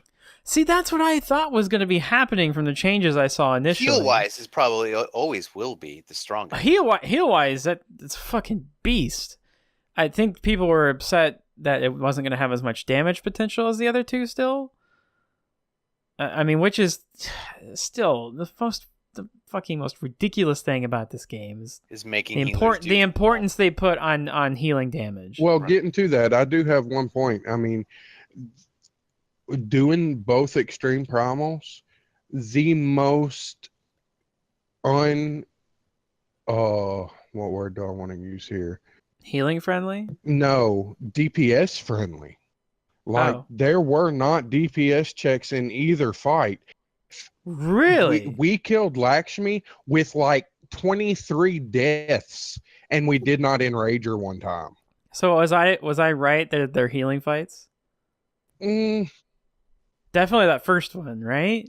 no, Susano. Susano? Not really. Susano's super easy, especially Oh. for a DPS. Wait till Oh no, you no, get it's not in for there. healer. For healer. Even for I was healer, guessing. it's I not was bad. guessing a heal. Really? Yeah, Oh. I never once heard our healers gripe about it, and like. Well, one of the it's ones not you've been bad. playing with, the guy we know, Brennan. He's not going to complain because he's really fucking good. Right, and But- he did exceptionally. But he's I've done honest it with healer. He loves I've done it with pickup healers that other than we never had a problem with them not keeping us alive. We had a problem with them not wanting to do the mechanics of the fight, but which shows to me that they're not really great players because the mechanic is, hey, you have a giant purple marker over your head, get away from people. And they can't do it. Like So that- it was the mechanics that were failing the tries. Right. Okay. The mechanics would mess with people, but as for the healing, no. And even for the other one, the second one, there's a lot of AoE damage, but with her fight, everything in the fight is either you have one of two options. You're going to either do the raid mechanic or it's a one-hitter quitter. There is no in between. So if people aren't doing the mechanics right, there is no healers have to save them. It's the healers have to raise them. It's over. Right. So The point you said about them not knowing their job, we haven't even touched. I don't even know what the terminology movie was, but what do you think the people are paying for boosting their character up, their class or job from 0 to 60? You think that's the main reason that you're getting those people that don't know? no, what they're doing? because I don't think know. anybody would think, oh, I want to do a healer. Like, I did. Well, you'd be surprised. You'd be surprised. I read a story online about this guy was talking about how he was in a dungeon. It was, I want to say, the first dungeon, and he had a Dark Knight tank who could not hold aggro at all, and like wasn't using half his abilities and stuff. And they were like, "Oh, like here's some tips. I play Dark Knight, blah blah blah." And the guy was like, "Oh, thanks. I just used this this thing to jump up to 60, and I've never really played the class before. Is there anything else you can share?" And he basically gave him some quick tips, and then very quickly he was able to like tank and hold aggro and stuff, not optimally or whatever, but was able to do the job. So there's definitely people who are boosting those type, like at least tanks for sure. right. We have a friend who did it, and Jimmy and I both went over at the beginning of the fight as we dreaded what we were about to do. Went over all the fine points of what he had to do, and it actually went fairly well for somebody who we got put in Great Google Library, and this was the first thing he had ever been in on tank. First time he had ever even looked at his hotbars on tank, and it was slow because we wouldn't do the big pulls, things like that. But as for being a first time, it did not go as bad as I expected it to. I think some of that you can kind of correlate to the battle changes because they've really, because they've made it easier in tanks to hold hate. I will say that, and they gave us a lot of enmity douses. I had to douse like 15 times. I have 2 provokes now. Yeah, you do. Provoke. Before we stray too far, I did want to ask back on the dungeon thing. You know, even patches we're getting 2, odd patches we're getting 1. You know, in the past, the expert turned in to the current 2 new dungeons. Now, on odd patches, do you think they're gonna add that 1 dungeon to the current expert roulette, or how are they going to do that? Because they're not going to have a roulette for 1 dungeon. Do you think? Oh, they'll add it to the list, I'm sure. So every other patch. Yeah. I don't think we're going to see a vertical increase in gear on those odd patches. Mm-hmm. So I think we're only going to see a vertical increase in gear, which would move the expert until the. Well, see, I was actually thinking about this the other day. I think I see it happening either 2 ways. One, the first patch. The first patch. Well, no. We're just talking about dungeons. Dungeons. 4.1. I think the first patch will add on to the current expert. Okay. I think the second one will have the 2 expert. Dungeons. It'll be the new expert, and then the first time an odd patch comes after that, it will add. Okay, so each odd patch you think will add to the current expert, and then the each second even patch will be a new expert. Will be putting new expert. Everything else under the 70 roulette, which I'm sure we'll get. Okay, so that's kind of what patches, I was leaning towards, but I wanted to ask about it while we were here. The even patches will add on to the eye level of gear, whereas the odd level patches are a horizontal movement. It's the same. Right, just another way. Here's an extra dungeon to keep you interested and help you farm your. And here's that currency. Second additional content, named content that we're also adding as well. I wonder if the new unnamed content that they're talking here is gonna be something that capped level players will be able to farm currency from, to have an extra thing each day or each week to help get rid of that weekly cap as soon as possible. I kind of hope not, because I'd rather it be more different fun content than content that's going to be farmed like that. Yeah, I understand. Because jobs, people are still used to their jobs and still getting to 70. Do you think we'll be a long way off before we see a 24-man raid? They've kind of hinted about when that's coming. Nothing concrete. I think that's That'll be in an odd patch, I bet. I mean, yes. Jimmy, I can want you to say find it that's real quick? When did we get World of Darkness, and when did we get Crystal Tower? Well, World of Darkness got delayed, remember? So I mean, we kind of the Heaven Sword 24-man content got delayed, so I don't think we can really count that because that was supposed to come 2.1, I believe, and then it got pushed. But this one, I think I'm probably wrong, but for some reason, I keep thinking they've said that maybe around August is when that's coming. That's not far away. I'm not sure. Like I said, for some reason that's stuck in my head. Maybe I heard that, or maybe I'm just making it up. But 2 months away doesn't seem very far. No, I mean, especially it could be considering August 2018. That'd be pretty far. Well, maybe, yeah, maybe. Okay. Realistically, Crystal Tower got added in 2.1, and they shot for 3.1 for World of Darkness. So Yep. I'd imagine they're going to shoot for a 4.1 launch for Probably, and whatever this our one's going to be 24 man tied. is with. It's not. We're not going to the world of Ivalice, the Final Fantasy XII world, but it's going to be Final Fantasy XII themed. Right. Is what they keep saying, which is like, it's like that game, which I mean, it coincides with the re-release, the HD remaster of that game. Oh, coming how out convenient! Next month, right? You know, 12's the only one I've never played. It's fun. Oh. You liked. Seth. Did you like playing Final Fantasy XI? Well, yeah, I've Yeah. got. Would you like to play Final 15 Fantasy XI years in it. single player? Well, yeah. Oh, there you go. Final Fantasy 12's for you. Final We'll talk Fantasy about 12. that later. Final Fantasy 12 plays very similar to Final Fantasy 11 with some added stuff. Okay. That was the vibe I got when I played it. I never beat it. That's why I'm kind of excited for this re-release. Is it the only? So I Final wanna try it Fantasy you've again. Never beaten. I've never beaten 5. you've never beaten 11.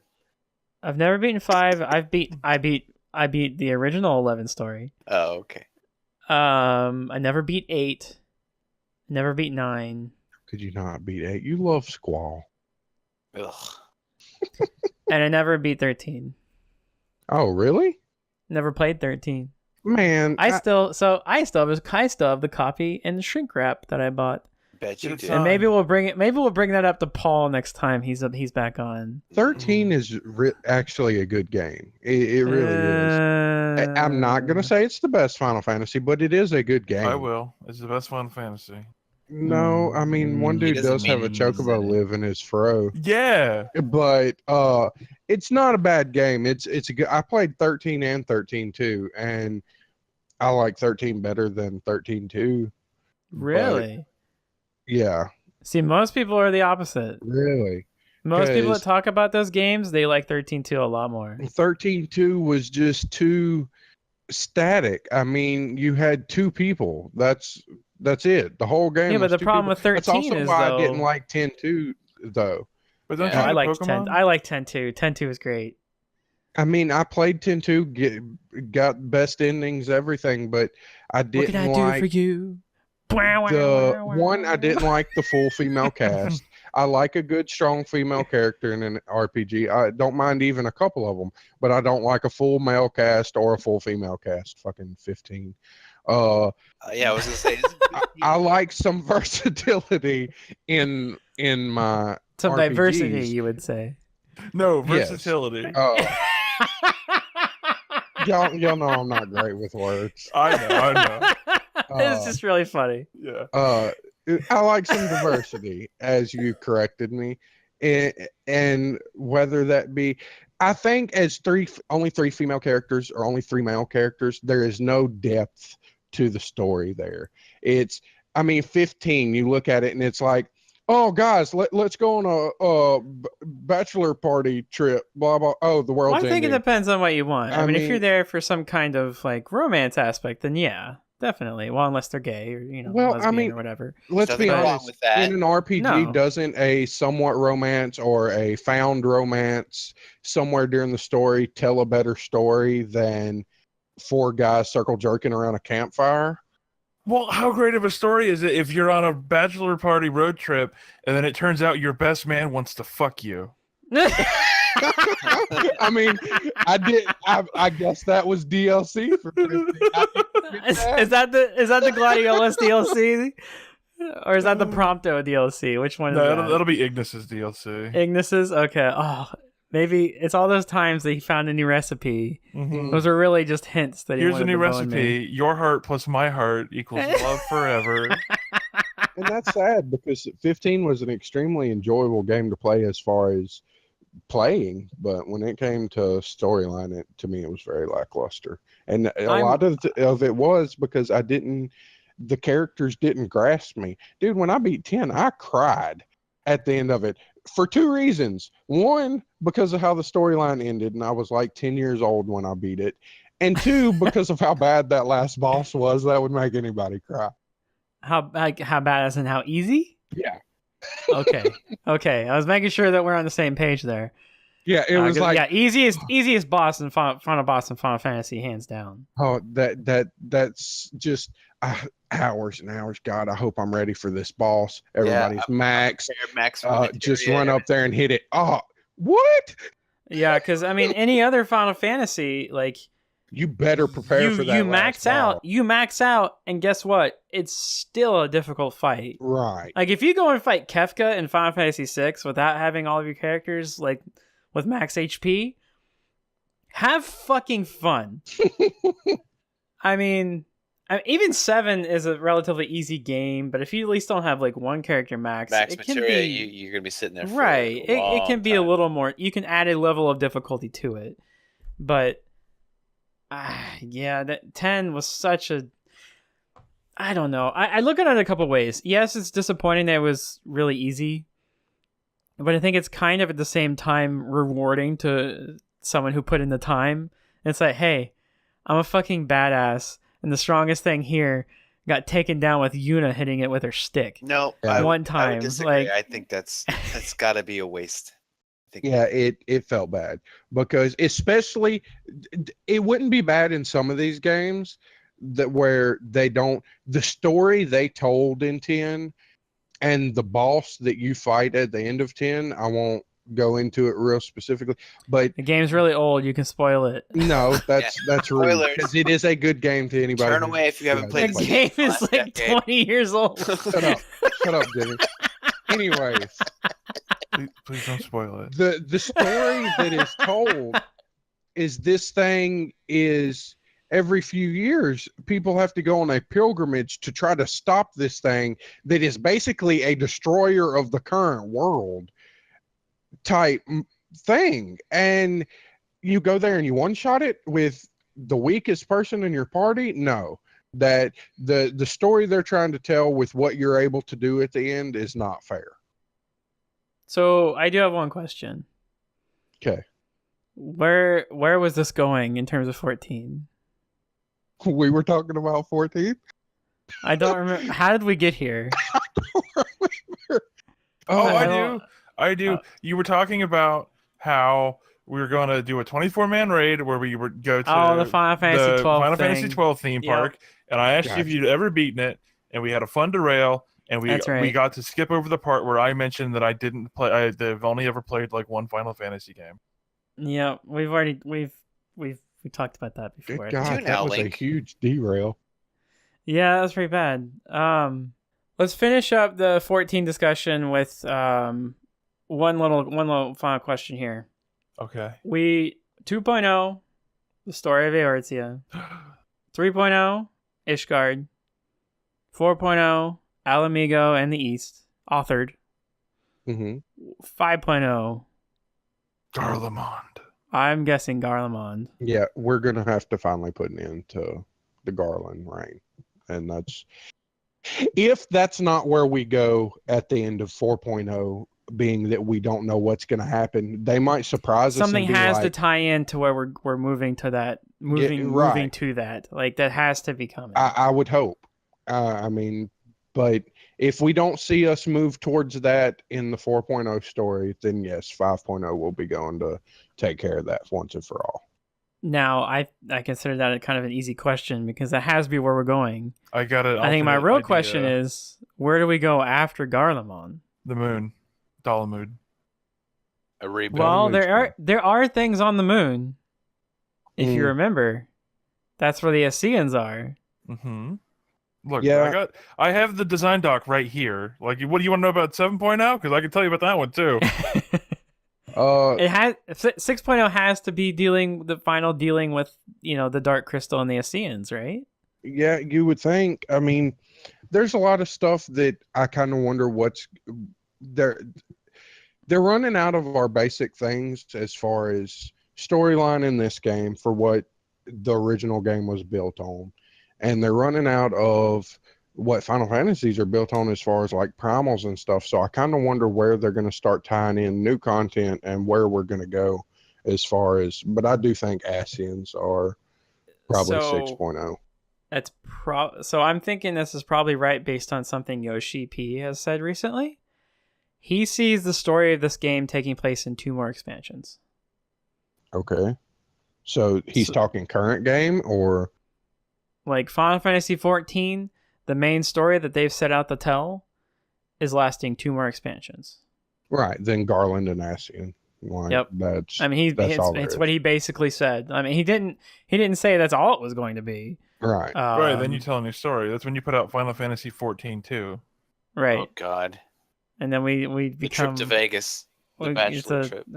Well, we all what would become we Japanese be by pop then? stars. 2 more 80 That'd be 4 years from now. Right, but we'd be level 90 by then, by the end of I was 6.0. probably. Yeah, probably. Unless it is something weird. Well, Yeah. can they do probably what they did in 11, where they ran out of stuff, so they made us go back in the past? Yeah.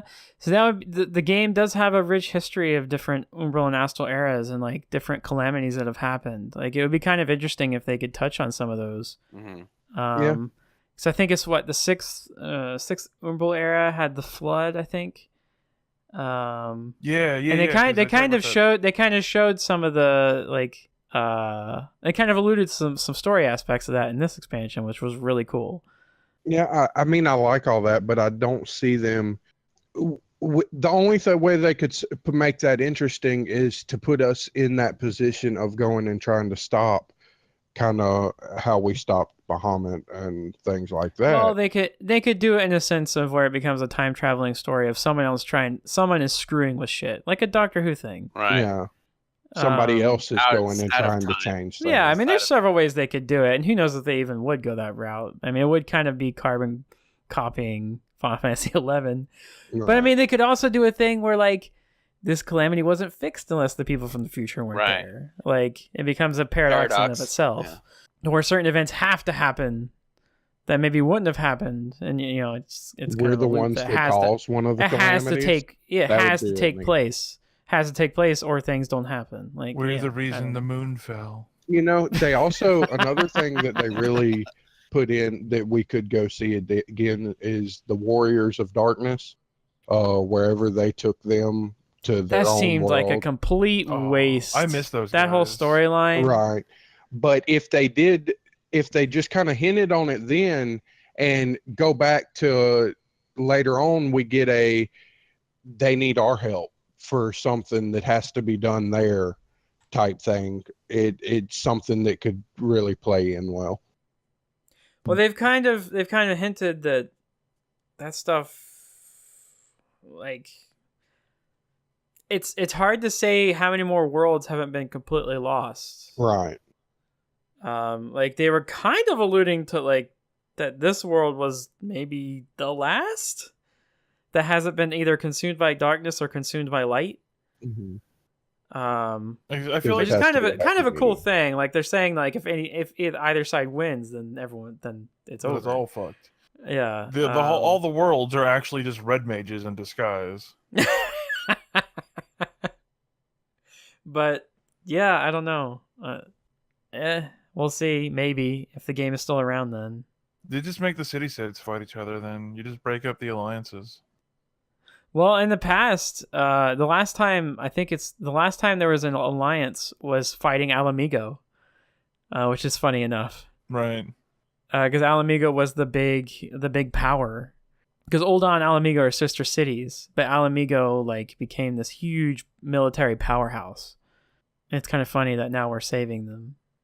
we're screwing ourselves. Actually, No, we're gonna see as long as we history repeat itself. as long as we put someone who's friendly to the current regime in power, then we're fine. Well, I see that happening the way this played out. I'm pretty sure. I think I know who's going to be pretty much Eventually, leading all that. here you go. If we don't who's go to gonna be the next Garleman, sorry, yeah, go ahead. Garleman? Who's gonna be the next what, Seth? Leader of Alamigo and everything. I would think that. Oh, that's already you're right. yeah. Yeah. Duh. Yeah, that's yeah. And they are sympathetic, and we won't have that issue. Until there's an uprising of people from the past. Oh man, and I was gonna say if we don't go to Garlemald in 5.0, then I bet you 5.0 is us secretly We fight Alamigo. No. We're assassinating every current city-state leader. We get rid of Kami-sama. We get rid of the admiral. We You get better- rid of, no, and then we Don't replace you them say all. it. We replace them all with scions, no. and then We leave the Sultana in charge of all three. No, she can't do anything. She's a baby. Babies can't rule. There's a rule. Yes, she Number can. one, she She's gets a thrown smart into the baby. dumpster where she belongs, and then Alphino can lead that one. And Ugh, gross. his sister Alphino 2 can lead the wood people, and then we can put Alphise. Thancred can lead whatever the last one was, and then we replace the. Alphinaud, too. Hashtag Alphinaud too. This is the best It's thing. Alice, right? Yeah, Alice. Alice. Yeah. God. Oh man. Well, we'll probably talk about this game more and more in the coming months as new patches come out. We've probably talked enough about it for now. But let's go ahead and take a break, and then we will go through some of the E3 stuff that happened a couple weeks ago. We'll be back.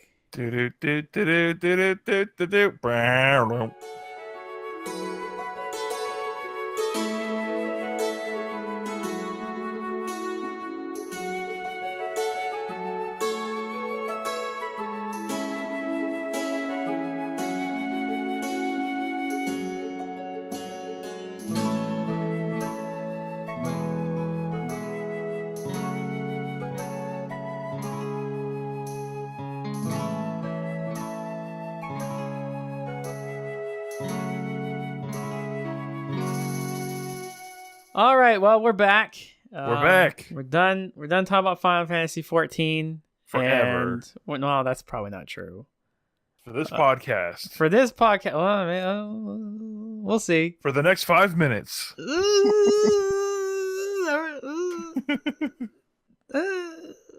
For the next 14 seconds. we made some E3 predictions last month, Yeah, we did. and We're 100% accurate. we all we were. we all got everything right. And We're so good. like, I don't know what to do now. I don't even. We're really bad at E3 predictions. I'm looking at the list here.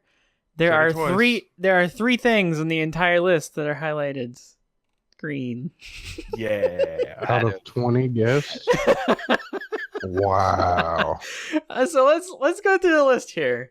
Well, how do you guys want? Do you want me to do one at a time for each person, or should I just go through one person through everything? Give me a speed round. Give me a bunch of the ones that were wrong.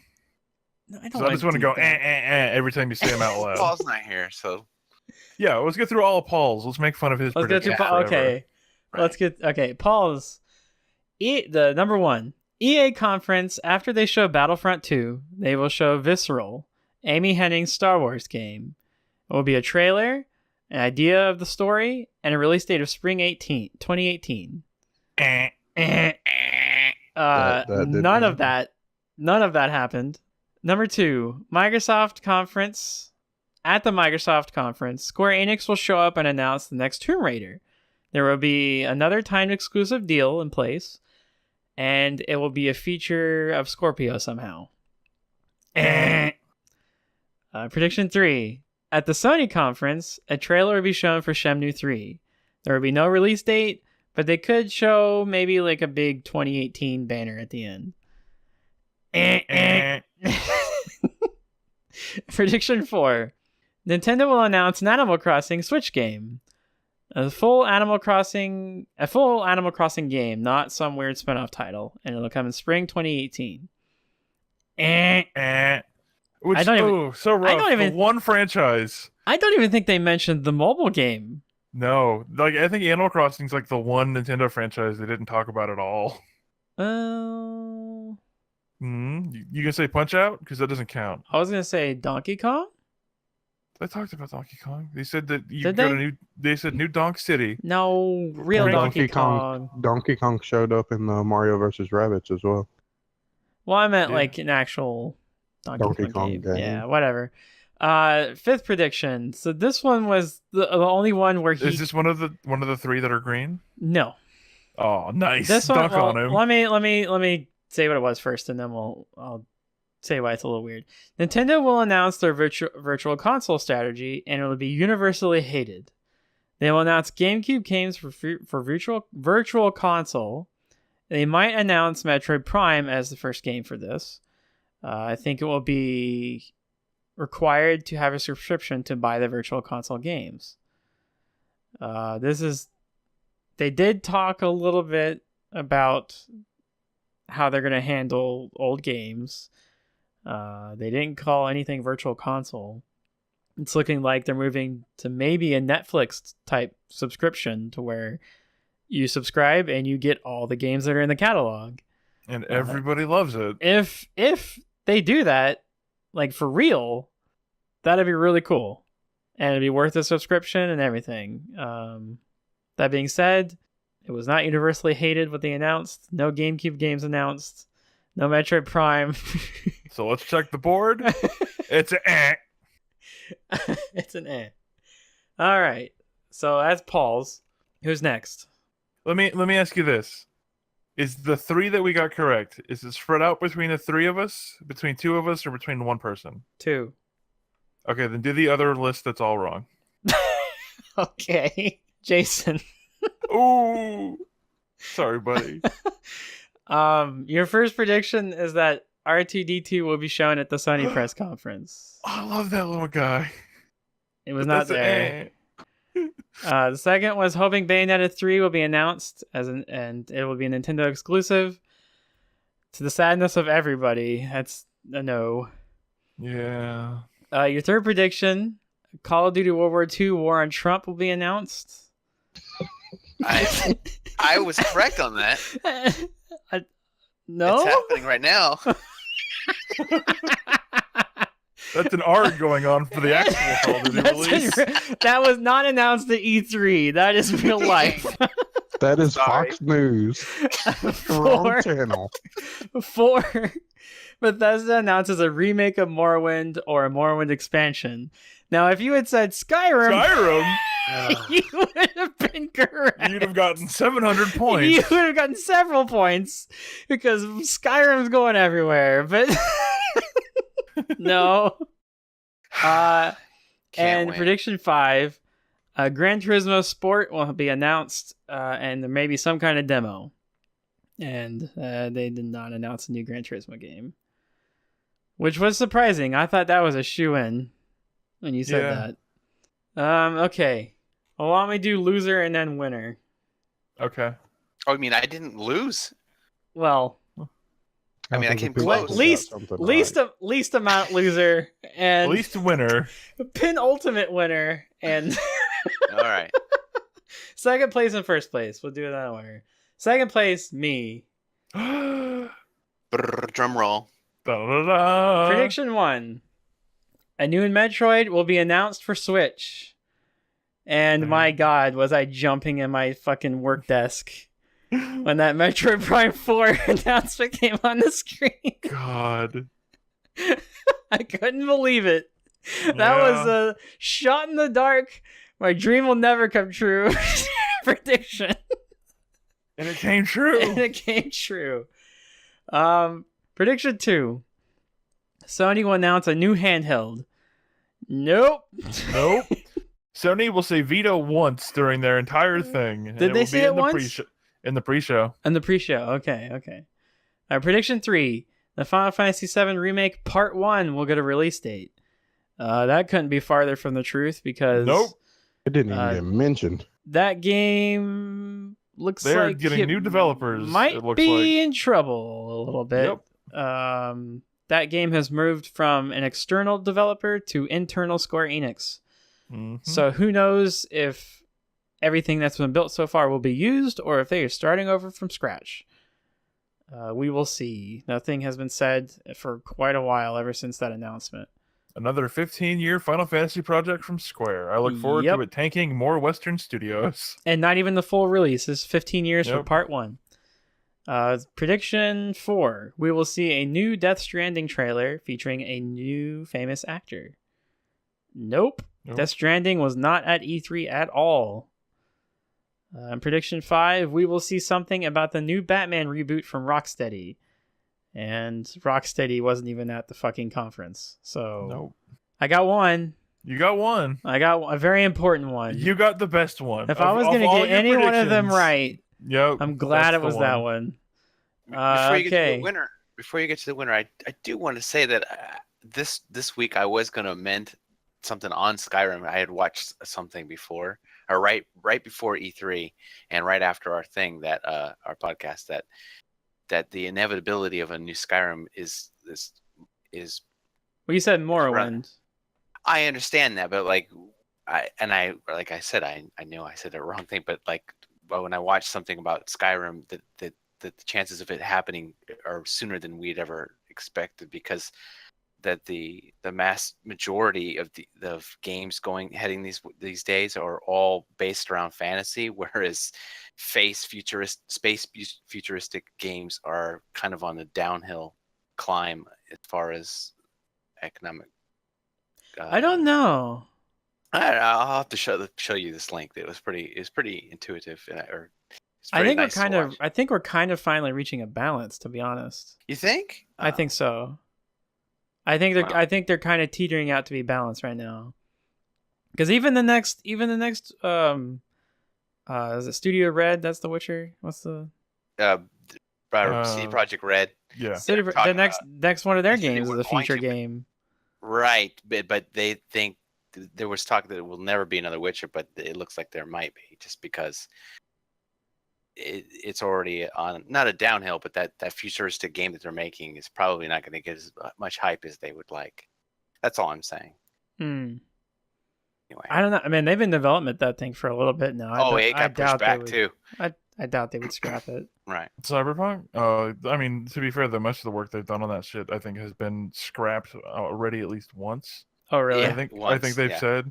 Because well, in the very first thing that they put out for that thing, that teaser announced trailer or whatever, there's one still there's 1 to 3 frames or something that you can pause it, and there's a letter from the guy leading that team that literally says, "Hey, I hope you like this. We're literally just starting this now.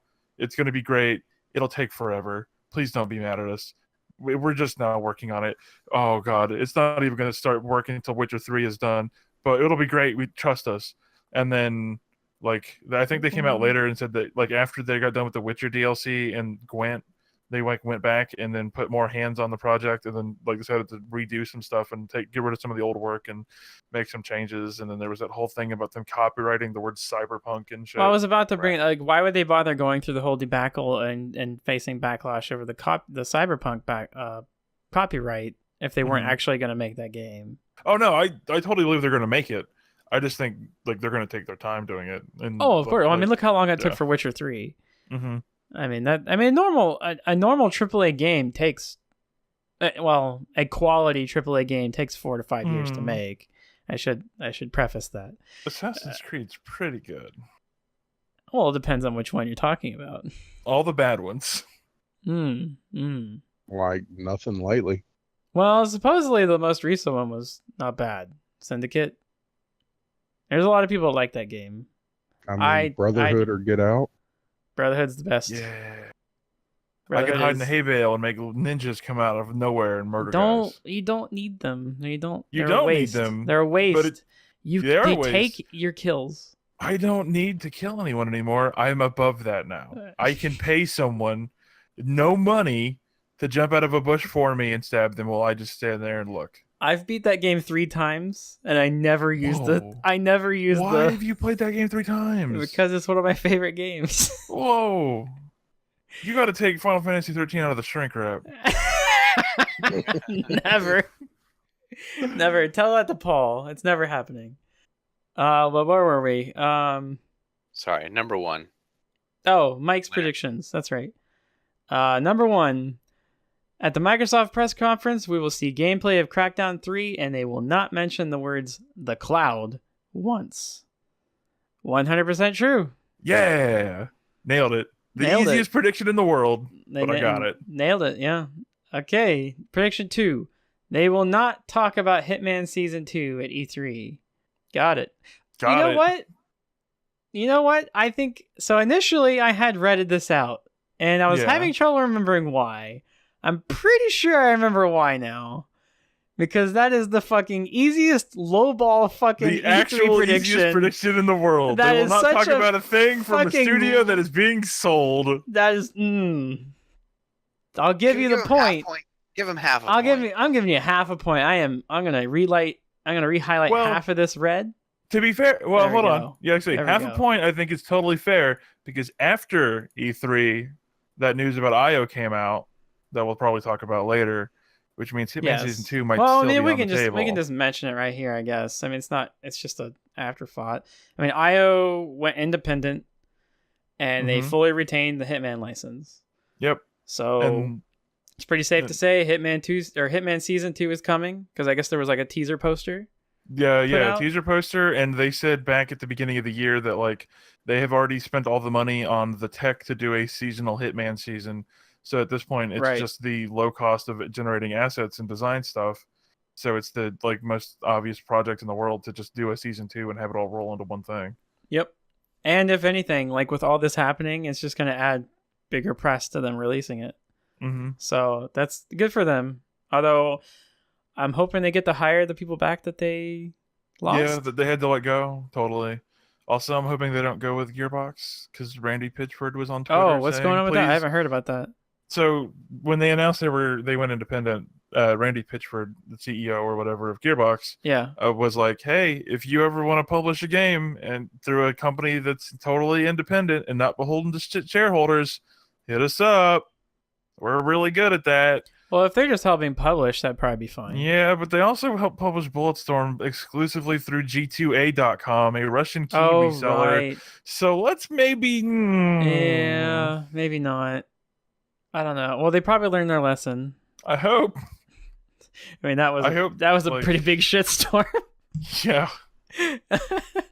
All right, that's cool. I mean, I haven't played Hitman yet. I've watched Play some of it. Hitman. It looks fun. It's fun. It's fun. I don't that game may be more fun to watch than play. I don't know. Play Hitman. I love watching. I'm real gonna guys play it. I'm gonna play it eventually. Prediction 3. Nintendo will announce not available this year, but next year will be another version of the Switch. Maybe March. It'll be smaller, almost phone size, that uses virtual buttons and can sync to a Joy-Con. It will not be able to attach the Joy-Con to it. It'll be marketed for kids as a slightly stronger unit than the original Switch. It'll be about $50 less, and will play the full Switch library. Man, they really missed the ball on that one. That's such an obvious prediction. I don't know why they didn't fucking go with that. Prediction 4. I will preface to say that if this prediction was true, you were going to get a bonus point for how ridiculous this was. Let's see here. This is a mouthful.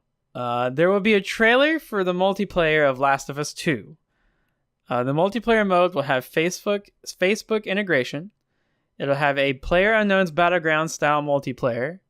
It will tie into the zombie thing, maybe the Sony Bend game tie-in or something. Everyone in the lobby will be one of your Facebook friends. Whenever you get killed in this game, that friend of yours that got killed, or wait, how's this? Whenever you get whoever, wait, what? This is weird. This Take is a weird. minute. Hold on. Take a minute, center yourself. This is really weird. Here, let me fast forward for you. Okay. Eh. Yeah.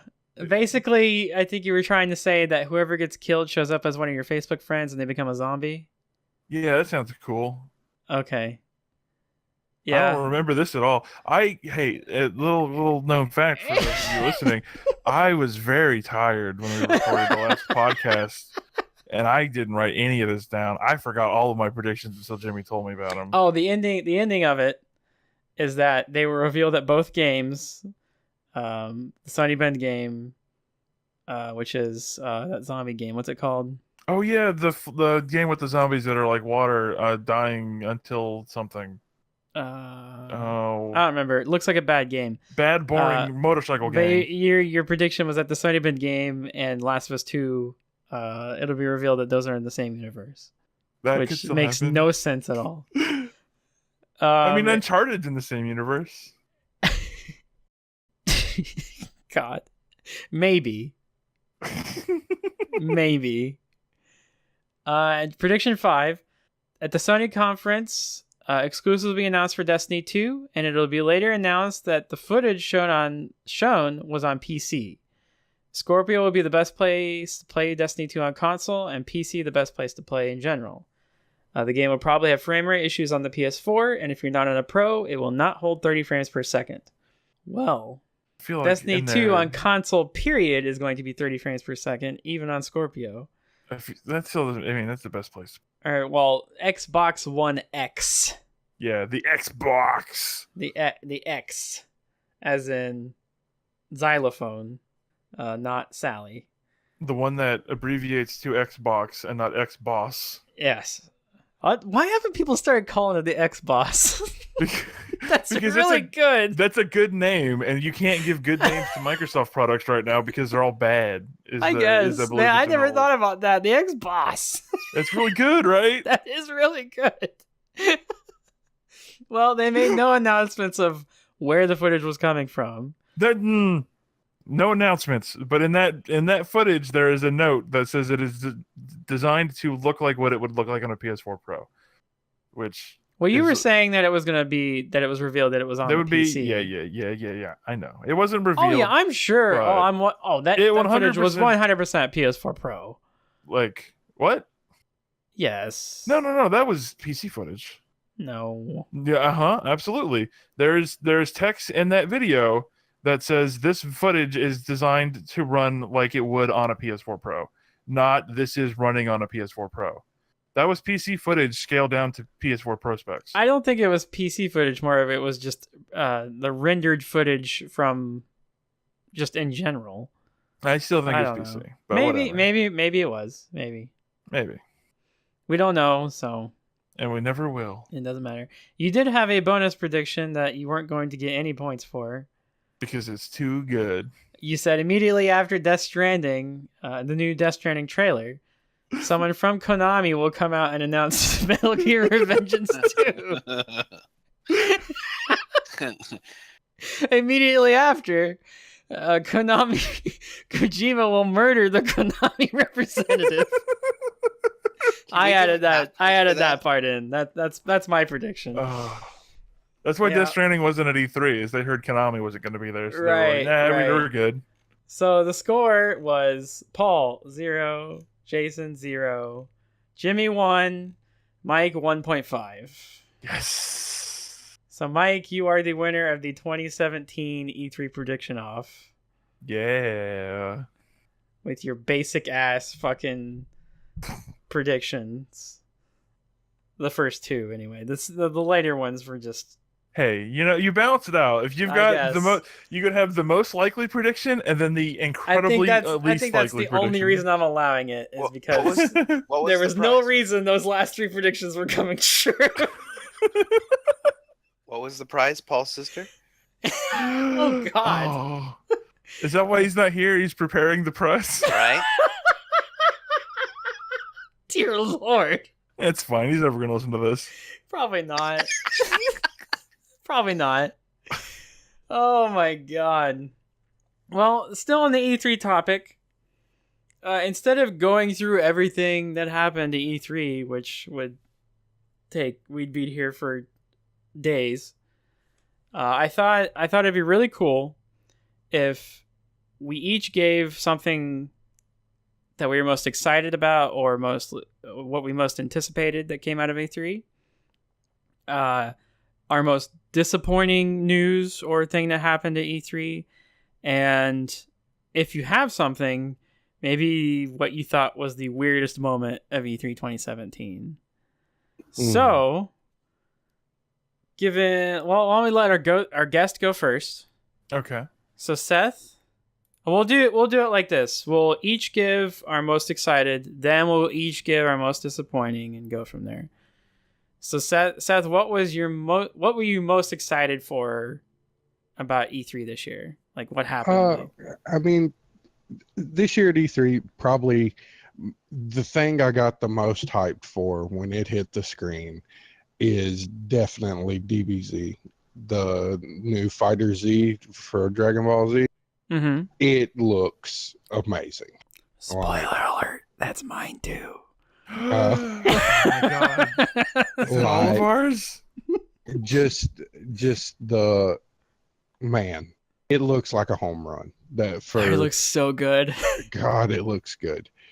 And as a side note, also the only Mario game that got announced. We won't talk about that other trash that they're trying to. Mario and Rabbids? Shut up. They're good. That's no. They announced one Mario game. And the new classic Mario game does look neat with a lot of new Speaking of Mario Odyssey. Yes. Okay. As for worst. Oh no, we'll do that next. We're gonna do one at a time each. Gotcha. Okay. So Jason. Well, most exciting moment of E3. I hate to be vulgar, but I got a huge boner when I heard Shadow of the Colossus remake. Really? Yes. Oh my god! Excited about that, like, dude, that's the third fucking time this game is coming out. Like, I don't care. But this time it's gonna look really good. It's gonna look really good. Oh my god, so good! I was excited about that one. Okay. I'm sorry. I like any runners up. Any runners up? No, not really. I didn't. Okay. I actually didn't like most of the things they were saying. I mean, Assassin's Creed maybe runners up, but I didn't even play the last one, so I don't even. That game, I'm interested in that game. It's the first. It's the most I've been interested in Assassin's Creed in a long time. I watched they had like a 45-minute gameplay thing after the conference, and it looks fun. It's very RPG-like this time. Yeah. Apparently, the last one was like that too, though. Really? Like, apparently, Syndicate had gear with levels on it, and yeah, totally. Then why was everyone saying this is completely new? No one played Syndicate, dude. Yeah, I didn't play it either. Yeah. I mean, and you level up. You get to choose like abilities and how you level them up, and you get gear. And I don't know. It looks interesting, and it's the story of the beginning of the Brotherhood of Assassins, which right. If they stay true to the canon that they've made, which they seem to don't care about anymore, it could be a good story. But yeah. We'll see. hopefully this is Ubisoft seems to go on a hit or miss lately. They have good titles and then really. It's true. So okay. I'm hoping good. That'll be good. I'm really hoping it's good too. I'd really like to play a good Assassin's Creed game again. I hope they bring the multiplayer back. They bought that studio that made that game. That was basically, they were like, oh, this multiplayer game you made is really good. We're going to buy you and force you to make it again, but for Assassin's Creed. I didn't like it. Well, it's because you don't like good games. That's Okay. why you still have Final Fantasy XIII in the shrink wrap. Ugh. You mean because I didn't throw it away? Yeah. Okay, I got you. I understand. You should have made room on your understand. shelf. Yeah. I should have thrown the game away. That's fine. Mm-hmm. Mike? That's me. Most exciting moment of E3? So this is gonna be fun because we're gonna basically TBZ. have a echo list here. DBZ. Yep. So good. Dragon Ball Fighter Z. Yep. But since that's already been claimed, I'll say Mario, but that was already claimed because that Mario game was really good. I don't want to say this was my most exciting moment. It is definitely my least expected moment. But also one that I'm kind of excited for totally is the Shadow of the Colossus remake. Oh my god. Really? High totally. five. Yeah, High five. no, I did not expect it. I didn't either. Nobody expected because it. I'm an idiot. It might sit in a shrink wrap, but Didn't we just? right. Did we talk last month about nobody buying like remakes and stuff? Or, like, Probably that was yeah, one of I the don't know. questions. Yeah, it was not like what game would you want to be Right. remade HD and would you buy Right. it or whatever? Yeah, like I'll probably buy it and not play it. Like, well, no, if I buy it, I'm gonna play I'll it. play But it. And see how good it is because I want Sony to know that I want a sequel to that game. Please make another one. Thank you. You do really think that Studio Japan's gonna let someone else make a game? I don't give a shit. I don't care. They can spend 15 years making it, and then it'll come out on the PS6, and I'll play it and be like, "This is like a PS5 game," and complain about it like we did with The Last Guardian. But or the X-Boss 2 by that The time. X-Boss 2. the S Boss 2, yes. They're gonna drop all acronyms. That's just what it's gonna be called. The X-Boss 2. But if I'm going to Pretty talk good. about my most exciting, my most anticipated game coming out of E3, I'm going to talk about the only game that got mentioned at a press conference stage that I haven't been able to not think about since then. Okay. Mario and Rabbids, whatever the fuck the rest of that title is called. For fuck's sake, dude. No, one, it's XCOM, and I like XCOM. See, I don't like Two, XCOM. So. I never fucking expected them to the Ubisoft to make an XCOM game with Mario and the Rabbids in Oh, it. nobody did. But this Right. isn't least anticipated. No, like, that's the thing. least Like, expected moment of E3. no, totally. This is why I'm so excited for this game Ah. because it is nothing what I would have expected. I expected another RPG like Bowser's Inside Story. See, why or, couldn't like, we get Seven Super Stars. Mario RPG? That would have been You great. don't need it. Get it on the fucking virtual console for $15 a month. Let us have new Mario games that are just XCOM Without because I just rabbits. with no. Hey, if we can get a mode with no rabbits in it, I'm all for that. I don't give a shit about the rabbits at all. I just want that XCOM gameplay with Mario and a gun. Oh my god. Also, because I can't think of any other game that got announced at E3. I mean, that can Miyamoto-san remember. came out on stage with that big fucking With that big gun. fucking The gun. arc cannon. Yeah, and he made the guy working on the game cry. Oh, yeah, He's like, "I'm gonna shoot you, bitch," and he's like, "No, I love you, Miyamoto." God. Because I can't think of another game that got announced at E3 that I'm excited for. So Really? I think so by default it has to be that. Okay. Well, I mean, that's the third time. The thing I got most excited over was the Dragon Ball Fighter Z game. Mm-hmm. That game, you know what some aspects remind me of, but not to tie it to a game because I wasn't really interested in this game. But it kind of reminds me some of Battlefront, and in the sense that what they really nailed in Battlefront was like the sights and sounds. Mm-hmm. Like this game, it nails the music, it nails the character look, it nails the fucking sound. Like the teleporting sound is like spot fucking on. It's like better than Bundakai or Bundakai, whatever. oh man, this looks like the best fucking Dragon Ball Fighter game ever. It looks so fucking fun. There wasn't another game that I watched so much footage from. I watched like an hour and a half of gameplay footage of that game, and it's the same fucking characters every time.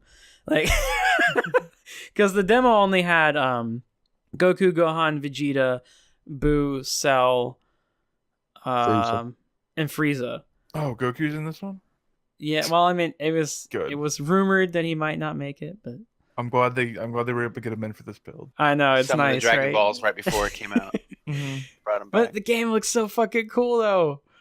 I don't know. Mhm. I'm bad at fighting games, but I am going to play this fucking game. I look just 'cause forward to kicking your ass in it a bunch. You will kick my ass because I'm really bad at fighting games. But no, it looks really cool. The runner-up for me, probably Anthem. Oh, right, that got announced. EA's new Destiny-like game. It looks from what they showed, it looks super cool. I'm really excited to see that game in the future, and hopefully I they thought you were fucking going to say Just Dance 2000. Just Dance 2018. Well, I'm more The excited Bear for Just Dance Dad. 2019 Mm. because they're putting in the sad dad dance. Oh, nice. Do you think that game's gonna come to the Wii? Probably. Yeah. They're gonna be putting out Just Dance games on the Wii till like 2028. All right, in 2029, I want the first episode of the podcast in 2029 better be you saying, "All right, if they put out a Just Dance game this year, I'm done. The show's over. We're canceled." That's right. Oh my god! But no, Anthem. It was the Project Dylan game or Dylan, however they pronounced it. Darling. Darlene. But it was that weird codename Project Dialing game that EA had from the BioWare Montreal studio, their main studio. And it turns out they've hired some people from the Destiny team to make a Weird. Destiny-like game that they've strangely said that's going to have a 10-year cycle.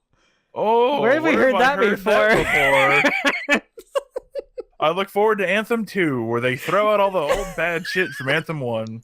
I look forward to the third Anthem expansion when they fix the game.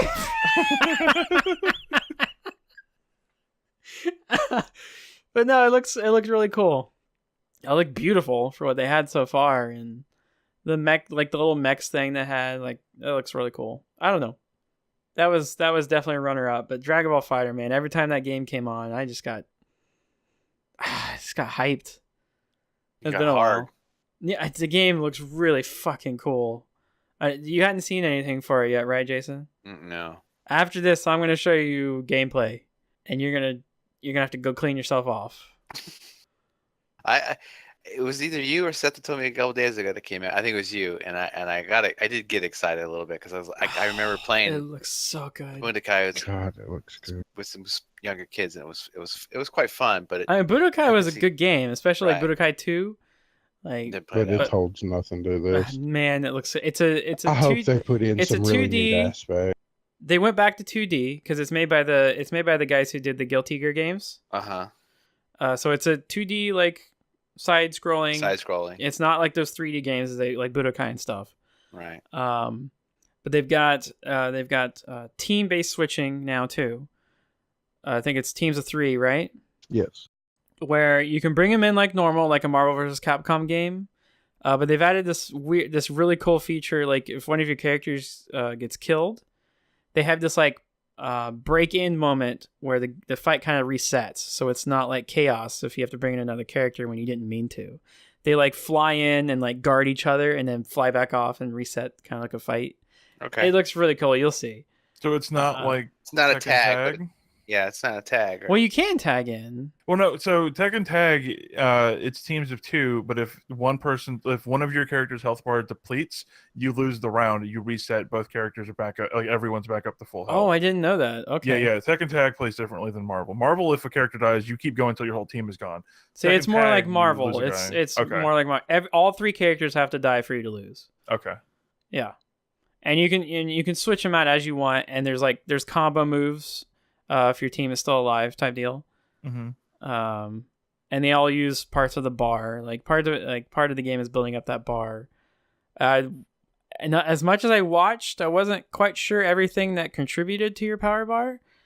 You can classically power up like in Dragon Ball, but the game's so fast, like there's no time to get that. You're never done. gonna actually. Yeah, Yeah. totally. Yeah, I've heard from people that have played it mention that as well. So who knows? I mean, you could always do the whole thing where like you and your buddy are like, okay, We're both gonna charge up. let's to full power force. up and see where this goes. 15-minute no rush defense. Summon the spirit bomb. It looks super cool. Cool. I mean, that's the reason I play that game, was for the nostalgia and to play your favorite character that you like, you enjoy. Well, it was fun too. Like the Budokai games were fun to play. Yeah. My brother won't play Budokai 2 with me anymore because my Goku was set up that he had 6 health bars, and when he died, he got a Sensu Bean and automatically went Super Saiyan. They had 2 like the or gear something. system, right? Yeah, Like you could set gear that would do special shit. Yeah, my Goku was fucked. Like it was impossible to kill him. You had to go through 11 health bars. Holy fuck, dude. Yeah, I can understand why you got mad. Didn't they have like a tournament-based versus mode where like none of that shit mattered? Probably, but I was fucking 14. I wasn't gonna let him Oh, play the you balanced didn't mode. want to play like that, yeah. No, I want to Yeah. play the mode where my Goku wins. That's awesome. Oh, that's fun. All right, well, let's get into most disappointing category. So, Seth, what was the most disappointing thing from E3 for you? I mean, no, not really. What were you there- about to say? I was about to say the whole damn show. Okay. I was very disappointed in a lot at E3 this year. It Okay. seemed to be a very slow pace. Just a lot of the oh, we don't have anything to show you, so here, let's show you what we showed you last year, and hopefully you don't notice that you watched this same thing last year and we still haven't done anything about it. That's what I felt a lot this year. Okay. But easily, y'all aren't gonna like this. Man, I'm so tired of them beating the dead horse. Assassin's Creed and Skyrim, both. Skyrim for the Switch. Well, they took time off of Assassin's Creed. We haven't seen And- one for a bit. Yeah, I'm just tired of the series. But Why my Skyrim? biggest stop beating the dead horse. Skyrim for the Switch and putting Link's The whole- clothes on him. The Skyrim thing, I 100% pissed agree me with you off. with. Like it, I was very upset. Like if it would have just been a normal Skyrim release on the Switch, I don't think I'd have been near as upset as when they had him packing around Hyrule Shield and Oh, wait, well, what's wrong with that? Master Sword, and no, it was stupid. That's what's wrong with it. I don't think. Well, I hate there's it. nothing wrong with putting it in there. No, I mean, I hate if it. It's the basic stupid thing is pandering, bringing Skyrim to Switch, not putting in the Zelda stuff. No, I hated the Zelda stuff. I hated that they're remaking it again, and it's not like they're gonna be like, oh guys, here's Skyrim.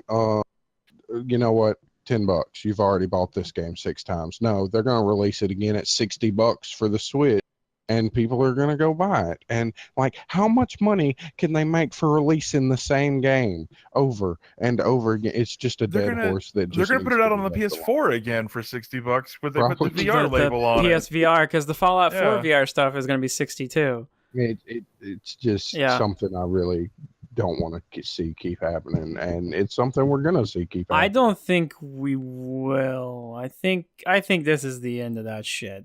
I don't I think because not enough people are going to buy that VR stuff because not very many people have fucking VR headsets. Well, have you heard the I don't want to call it a rumor, but it's basically what it is. It's the idea that Bethesda proper won't announce an actual not Fallout, sorry, but an Elder Scrolls sequel until Elder Scrolls Online has fallen off so far that they don't worry about taking away players from that game. Well, it's already been confirmed that they do not have an Elder Scrolls game in development right now. Right.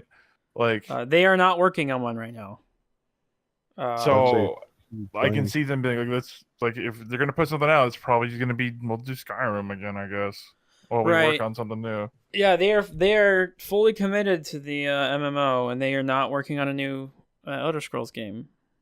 So who I knows? mean, that's fine, but stop selling people Skyrim that have already bought it. If they're gonna re-release it on a new The system, problem or is people keep buying it. I know, yeah.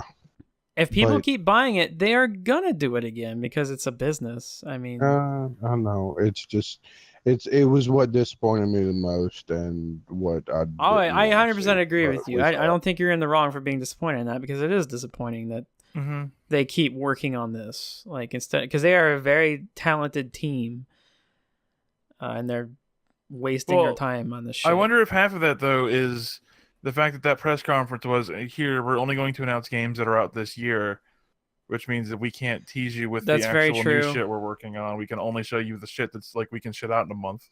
Because they've kind of stopped doing future announcements like that.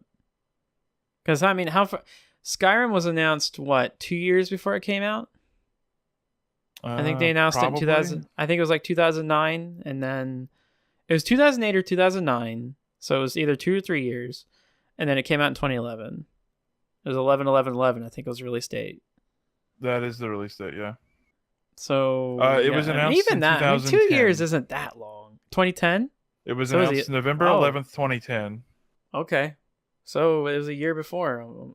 Wow. Yeah, it had exactly a year from announced to release. Okay. So, So it is possible. what Fallout 4 was that about a year as well? Let me I look. think so. No, Fallout 4 was like the first time. It was like same year Oh yeah, totally. Yeah. Because because it was that E3, and then it came out that fall. that Like, fall. Everyone's like, yeah, there's no way it's gonna be that soon. And then it's it was like, no, really it's out. cool. Yeah, totally. That's why it's kind of hard to. Because it means Shit you get on 'em. years that are really good and years like this. It's really hard to shit on them for not making announcements because it's like, well, maybe they just don't want to show it to us too early now. But last year at E3 they did tease the new Wolfenstein game. Did they? It was one line, and they're like the wrapper for Well, that that's whole coming thing- out. That's coming out soon, though. That's coming out. Like It would still be over a year from It's like the August? tease because it's out. Is it August? I thought it was October.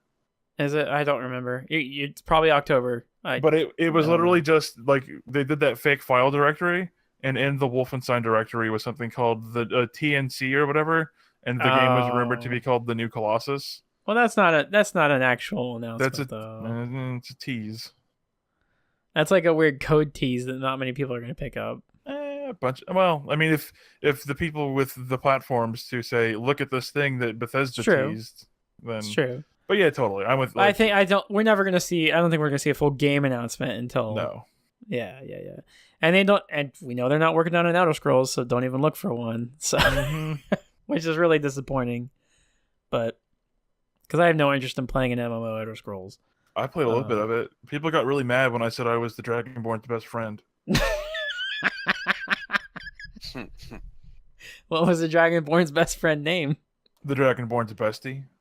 Yeah, is that what you named yourself? That's what, yeah, I named myself the Dragon, and then the other one, my last name was Born's bestie, and I just ran around in chat, like general chat, asking for help because my best friend, the Dragonborn, loves me, and if you help me, he'll love you too. Man. That's And really people good. they would yell a lot about how the Elder Scrolls Online takes place 300 years before Skyrim does, and I would say that's fine. My friend's really old. You didn't call them nerds. It was a little bit of column A, a little bit of column B. That's the way you should have done that. Okay. Jason, what was your most disappointing thing from E3? There was a couple, but there's one that really stood out, and I thought you might even bring it up too. And now I didn't even play 15, but this DLC wouldn't even make me want to go play the game. I love fishing and I love Final Fantasy, but the Monsters Deep DLC like garbage, and it just doesn't. I don't think it's designed to make you want to go play 15. It's a VR experience, is what they're trying to sell. Well, I'm 'Cause so those happy are- for that thing. Those are two completely different things. Like, because they have the 15 DLC, they have the 4 packs, they have the Gladiolus. They're one for each of the characters, whatever, and then yeah, but are you gonna go play this? Would you play this if you got it? the fishing thing. If you had a VR headset, would you play it? I think it would depend on how much it is. Probably at a price point where you having just spent $500 to $600 on that fucking VR headset, justifiable. you'd be like, I have to play something on it. Right. But there's plenty of decent things to play on a headset. I'm just glad they're finally moving away from what they were showing at TGS last year as their VR experience, which was get in the car with the girl mechanic whose name I can't remember and look down her shirt. Oh, Oh, it's Sydney, right? Sidley, Yeah. Sydney, something like that. Yeah. Sydney. Because yeah, that's all they were showing for that at TGS Right. was get in the car with her, and everyone just goes, "I can put my head in I don't her know. boobs." It's kind of great though because they did it at the conference, and you get Yeah. to see exactly who's doing that. Who's doing it? Totally for sure. So that's not too bad. Because you just get to shame everyone there. I mean, if you're gonna do it, go all in, like motorboat that shit. Mhm. But like, yeah,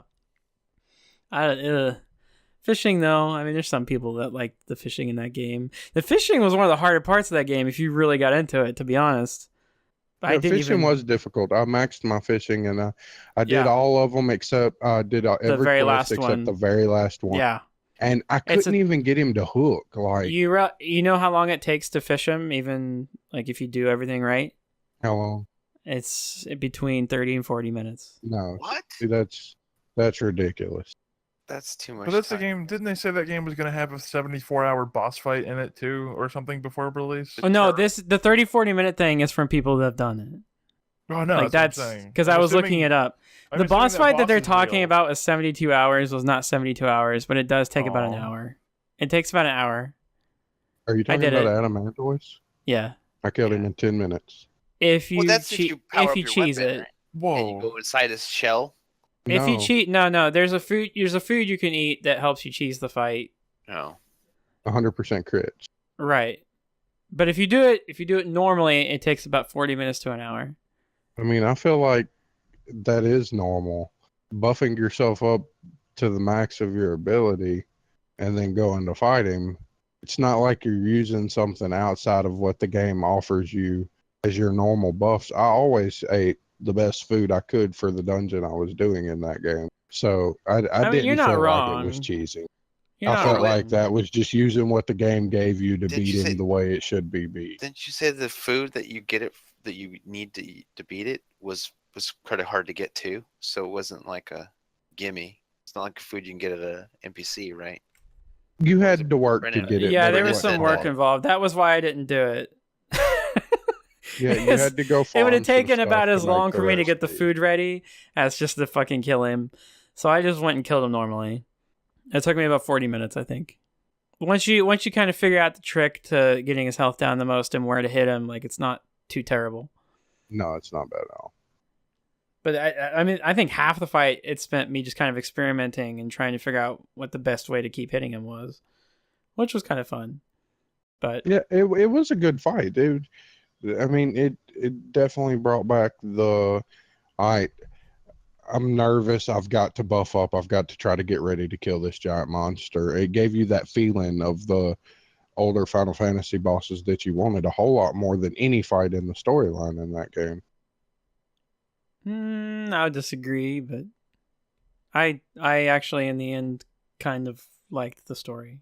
But I was very content with the story in the end. There was that missing chapter thing, which was kind of annoying, but I was kind of happy with it, to be honest. It's not my least favorite Final Fantasy, that's for sure.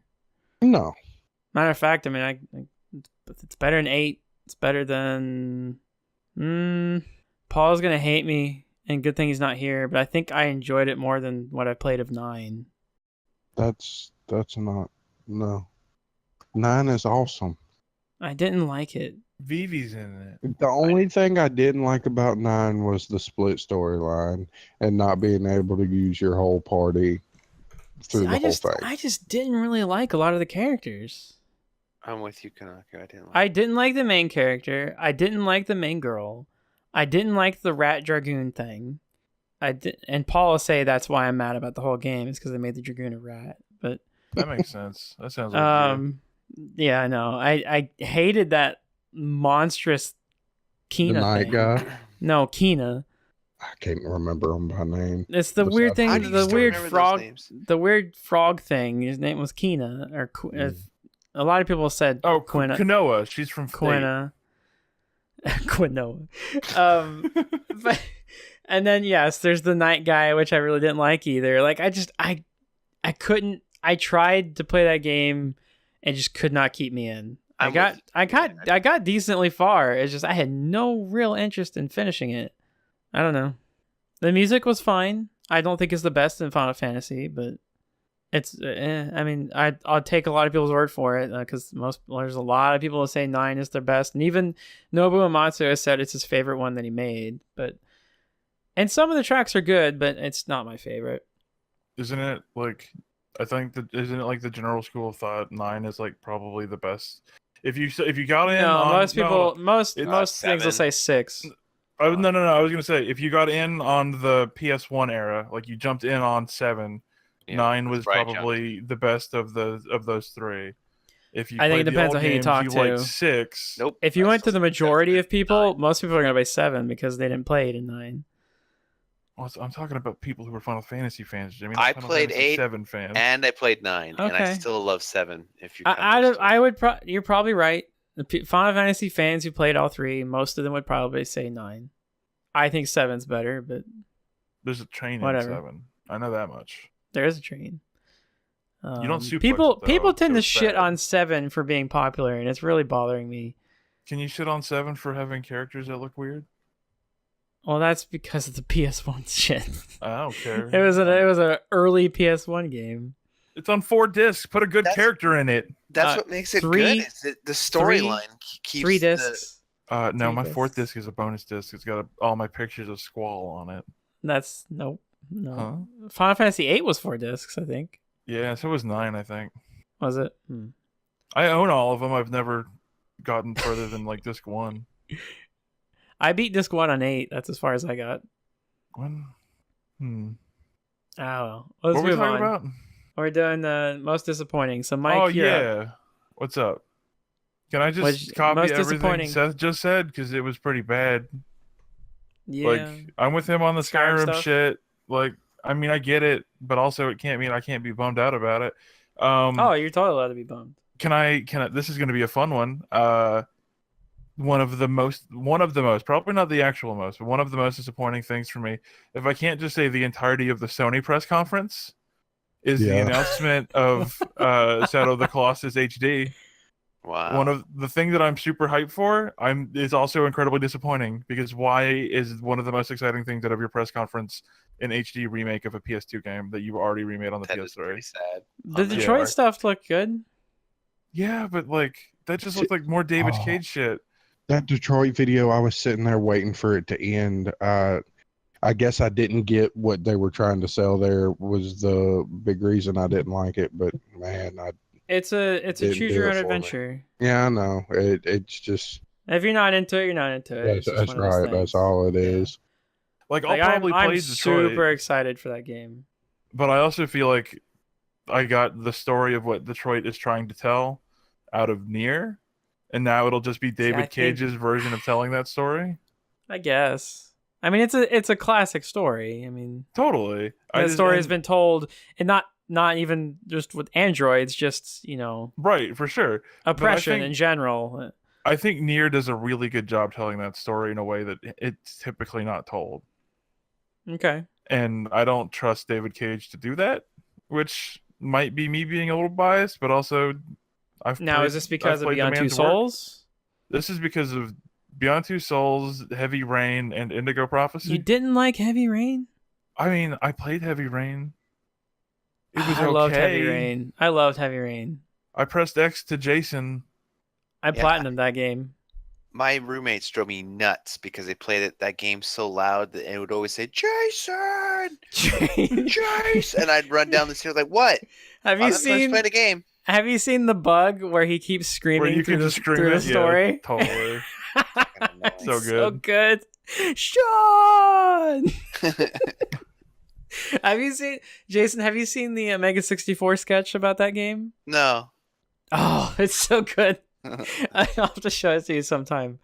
But no, those are probably my most disappointing things. Okay. My most disappointing thing from E3 was the Destiny 2 PC stuff.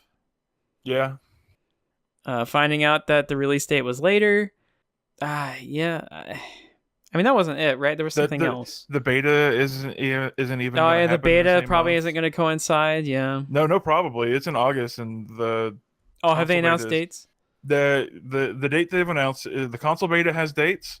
The PC beta has a month, and it'll be sometime in August. Okay. Now, would you say that you're as disappointed about that because you had higher expectations and they just failed to meet them? I'm disappointed for a few reasons. One, I'm disappointed that they didn't push back the console stuff because of it, because there are going to be a lot of things spoiled that are going to be unavoidable because other people are playing that game. A large part of that game is discovery. Not story. That can be avoided. But when everyone goes in to play Destiny 2, a lot of people have already played or seen stuff on Destiny 2 console, are just going to go right to the good stuff in Destiny 2, and it's not going to be discovered brand new by players. And so So are It's you kinda saying to get the good experience, you're almost going to have to buy the console version first, and then if you want to play PC, Switch when it comes out? I'd be lying if I haven't considered it. Yeah. I mean, I hate that you're going to have to buy two, but when it's they really originally told annoying. me that, I was like, people are going to buy both to be there on launch day. And They're I not gonna know, and wait. I know they're not doing it on purpose. Right. They're not even Like- incentivizing it because they're not even letting you like port the character over. Or Yeah, anything. you're not. If you could port the character, 100% done. Yeah. Like that. And they're still very fishy on whether you're gonna be able to transfer your like progress from console to PC in terms of like getting like the shader or whatever you're getting from Destiny 1. But yeah, the whole news around that was just really disappointing to me. I'm super excited for that game, and I really hope I don't miss out on like some of the good parts that game offers because of this. Yeah. Future prediction. I see you buying both. Unfortunately, I do. I mean, it's if the only Mike way if you're gonna Mike get the buys both, experience you want. I'll if Mike buys the console one, I'll get the console one too. I might have to, if only because You have friends. Some of our friend group won't move over, and then half of our friend group will be playing on console, and the other half will be playing on PC, I mean, and I'll fucking kill all of them. Once the PC comes out, it's done. Like I'm not going to touch the console version, but Right, that's why I said half of them. yeah, but Your left half and your right half have split. I know. It's just really It's unfortunate. makes me sad. Because the PC version of that game looks so fucking good. Mm-hmm. Oh my god.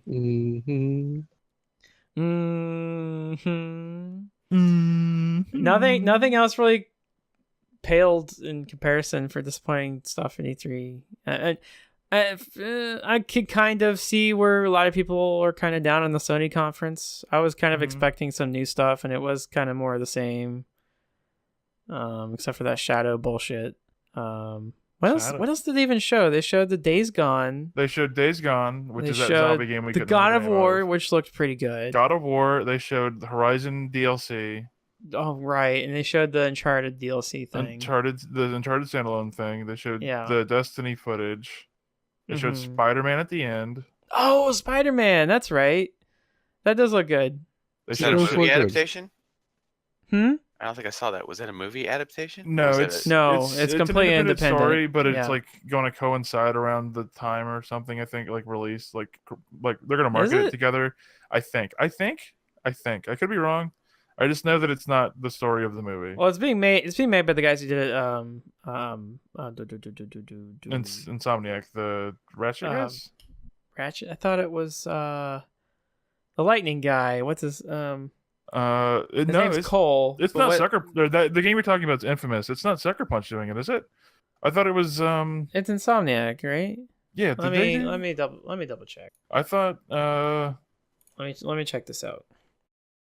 Because I thought Sucker Punch did Cole Lightning game Infamous, and that Insomniac did. It's made by Insomniac. Yeah, and they did Ratchet and Clank, didn't they? Insomniac. Let me look at their library. Oh, that's not what I want. I want Are to you type in looking up Insomniac the medical games. disease? Let's see here. Oh, they got a big Spider-Man on the front page. You say Insomniac Games' most recent game, if you don't count the Oculus Rift stuff, is Song of the Deep, which GameStop published. Before that was Ratchet and Clank for PS4. Yep. Yeah.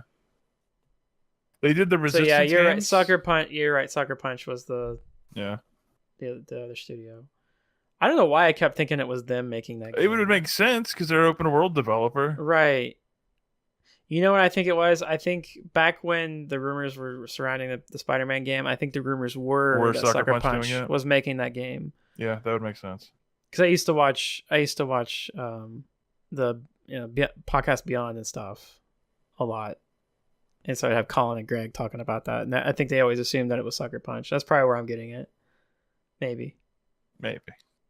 That does seem weird to me that the Ratchet and Clank guys are making the Spider-Man game. Yeah, I mean they also Because they just finished the Ratchet and Clank game. Yeah, but that couldn't have been that much work, right? There's just mostly artists making all the art stuff HD. They're probably getting the code I got the impression that it was a lot different, actually. I thought it was mostly just a basic remake. Was but I it? could be wrong. Okay. Because it tied into the movie, because the movie was just a movie version of the first game. Was it? Okay. Yeah. Well, I think a little more work went into it than just an HD thing, because I think they did add some stuff to it, but Probably. But yeah. I mean, they're a big enough studio, I can see them supporting 2 projects. that's probably true. Marvel's Spider-Man 2018. Has an actual release date been given for that yet? The movie or the game? The game. I don't think so. Outside of Okay. 2018. Well, the movie comes out Right, the This movie's year. soon, which means that Like, it's probably not going to get that July. cross-promotion stuff I thought it was going to I think it comes out next month. But yeah, that was pretty much it for the Sony conference. Yeah, I mean, there wasn't any like big. It was just kind of a go with the flow. It was so Yoshida. Yeah, July 7th for Spider-Man, by the way. For the Okay, movie. yeah, Yoshida in a interview afterwards was kind of asked about that, and it looks like they may be moving away from E3 for big announcements and pushing them all to PlayStation Experience. Kind of like Nintendo's pretty much doing. Well, no. I mean, they're still going to have the E3 conference, but it's looking like they're saving most of their big stuff for PlayStation Experience. Right, that's what I'm saying. Nintendo does their big releases on Nintendo Direct now. But Nintendo doesn't do it. Nintendo doesn't do an E3 conference anymore. They just have a Direct that goes up at that time. They just have a Direct that goes up at the same time. Yeah, they don't do a big conference. They haven't done a big conference for what, 4 or 5 years? I think it was less than that, but yeah, I would have said it was probably like 2 or 3, but yeah. Because I mean, they didn't even do one for Wii U. I don't think. You might be right. Like that was like the weird thing. It was like, oh, Nintendo's not even showing off their console at E3. I could have sworn that was true, but yeah, they haven't done a real E3 conference in a long time. I don't think that Sony was not. I don't think Sony's going to leave E3, kind of like Nintendo has, but they're definitely shifting towards PlayStation Experience being the big announcement place. I kind of worry about everybody slowly getting away from E3 because it's just so many people are finding that it's cheaper and they reach more of the people they need to reach outside of doing it at E3. That's true, but I think the move making it public is going to at least save it for a while. Help it a little bit. Yeah, and I think next year's E3 will be a lot different than this year's. I think people will learn that maybe we don't need to have the exact same show than the trade show. I mean, I feel like it was like, what's the easiest way we can bring more money in? Oh, I know. Sell badges and change nothing. Yep. And now, we're not going to sell badges again because people realize that was a real fucking shitty experience. Yeah. Well, I heard someone mention on a podcast that that it might be moving to a thing where like everybody goes to E3 just once. I think I heard someone mention that, like as an experience, and that's kind of how I can maybe stay afloat. Yeah, I can see that. I mean, because as a kid, like E3 was like, man, I want to go to E3. So like, there's probably at least 2 generations of people that like they still have that like bucket list thing of going to E3. I think I replaced that though with like, man, I'd really like to go to PAX. Well, right. Well, I mean, Comic-Con. We're more informed in the sense of like we pay attention to all those things. Yeah, that's true. But like just the regular person who consumes games, they're gonna they just think E3. They're gonna get that awesome gamer E3 2017 shirt, and they think they're gonna go to the conferences, and they think they're gonna. Yeah, that's 100%. But the fact is, you're not. You're not. Because the conferences happen before the show even opens now. Yep. Like the conferences have never been at the show. They've always been right before. Mm-hmm. Yeah, yep. I don't know. It's like it's a weird setup. Like I could see them doing a Gamescom thing where there's like a press day so that press can go get all their shit done, and then you can bring the public in for days. They totally need to do that. I can also see them just being like, fuck it. It's another PAX. Have fun with it, everybody. I think that's what they want it to be. Yeah, totally. I think that's 100% what they want it to turn into. But I can totally see where Seth is coming from. Because, like, every year it feels like there have been people being like, E3 might be dying. EA is pulled out completely, basically, and is having an event, like, across the street, or now having one, like, in another city nearby. And it's like, well, if EA's gone and Activision doesn't have a booth and this and this, then why are we going? Mm-hmm. But I can also see because there's value in getting everyone together so that you can get the mainstream news press. It's like you can get their attention. Like 100%. You can go out and put out a YouTube video on your like on the Activision YouTube channel announcing the new Call of Duty game, and everyone who plays Call of Duty will be like, "Oh my god, did you see the new thing? It's fucking amazing." Yep. But it's not that easy to get that article run in USA Today and shit like that, which is what you can get with the big E3 show. Mm-hmm. Yeah. There's probably a few things that need to change to save E3. Mm-hmm. Like the booth space probably needs to become a little cheaper. Yeah. Hopefully letting the public in kind of helps that.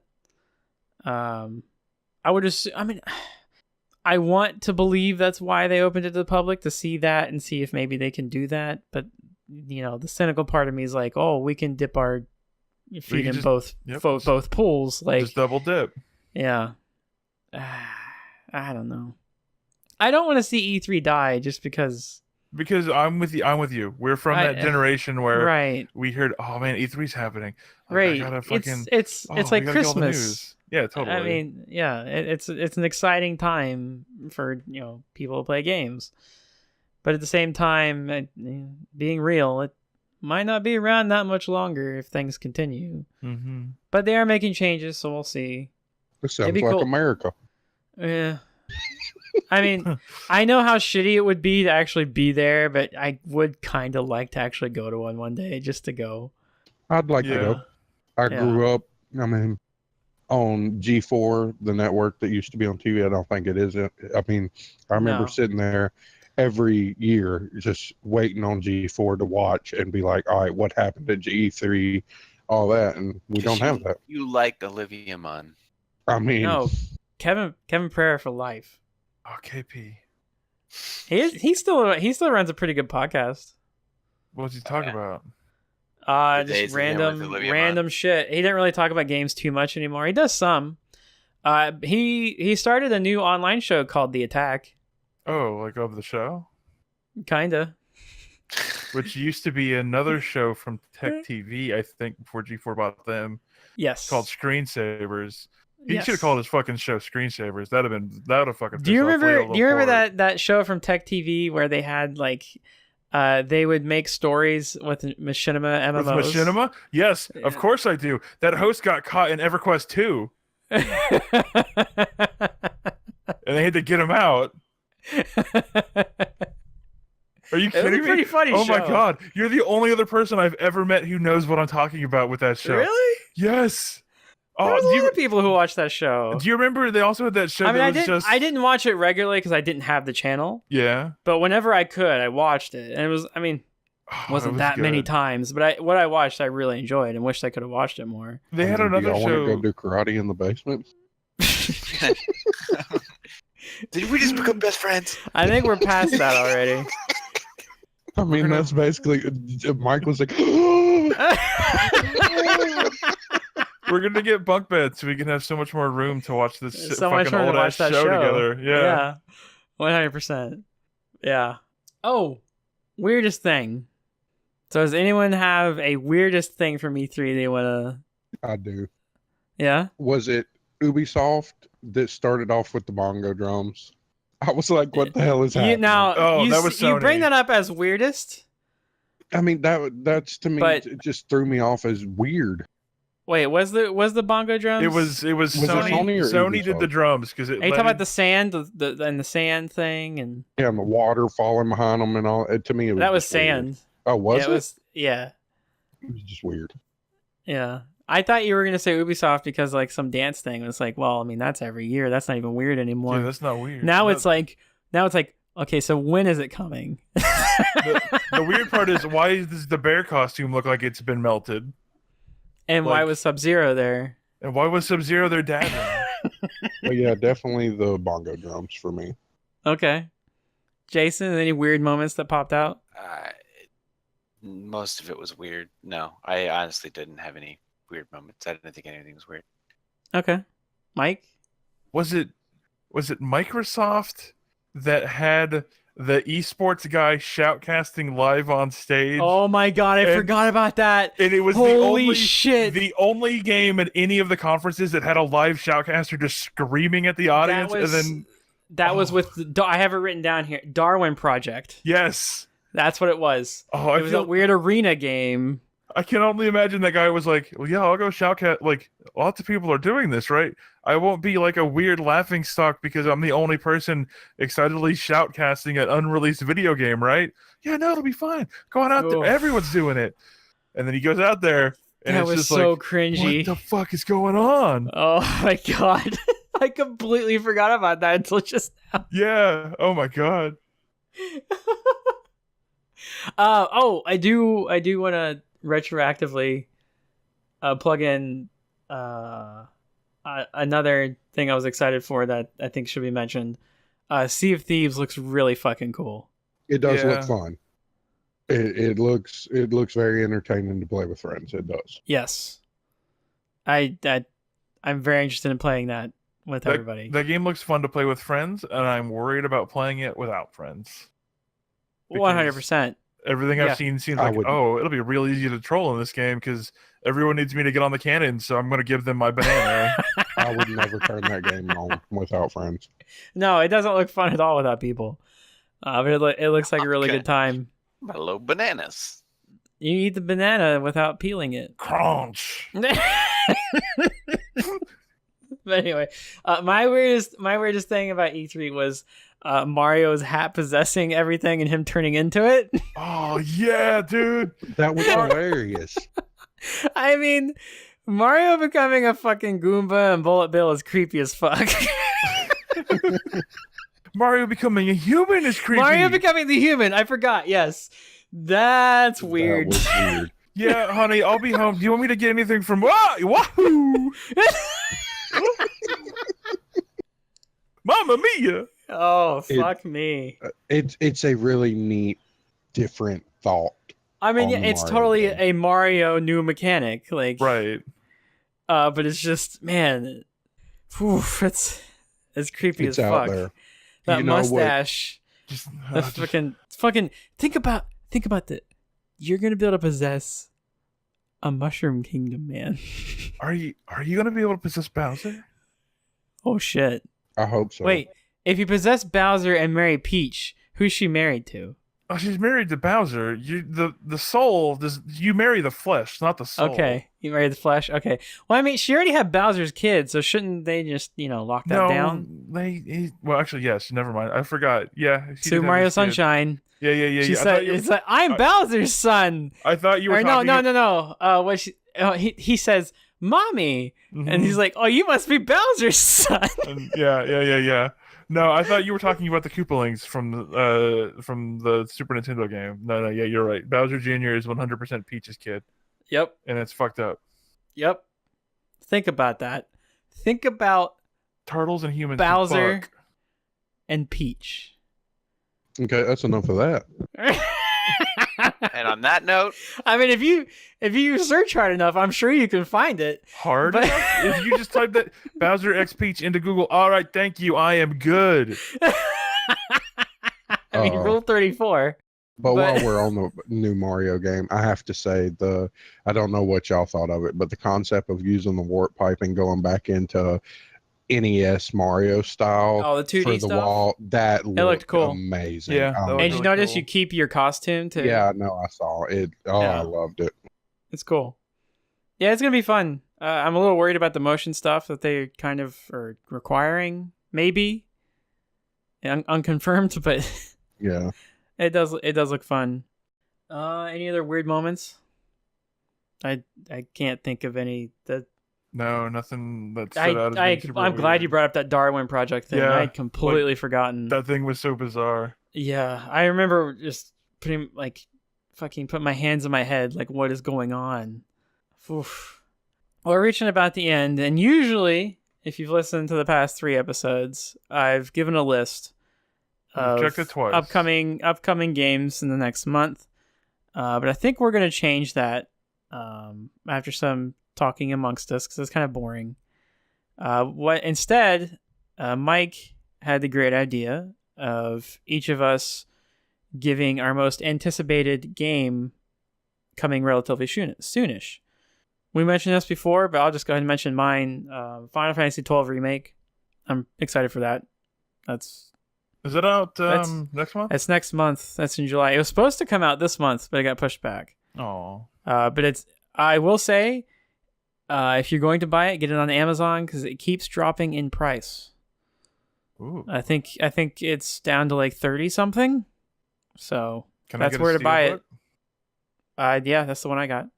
That is also my most anticipated because, like I said, I never played the original release of 12. So when I saw that they had a new version coming out, it really excited me. And now Well, it's almost the time. nice thing about this version is it's the European version, which is considered the superior version of the game. Had some additional content, and some things were changed or fixed to how they were supposed to be. Nice. I think they call it the Zodiac Age or whatever. But yeah, it's exciting. I'm looking forward to trying it again. Hopefully, I can beat it this time. Mike, Jason. I am looking forward to, and this is probably a bit of a cop out, but I don't give a shit.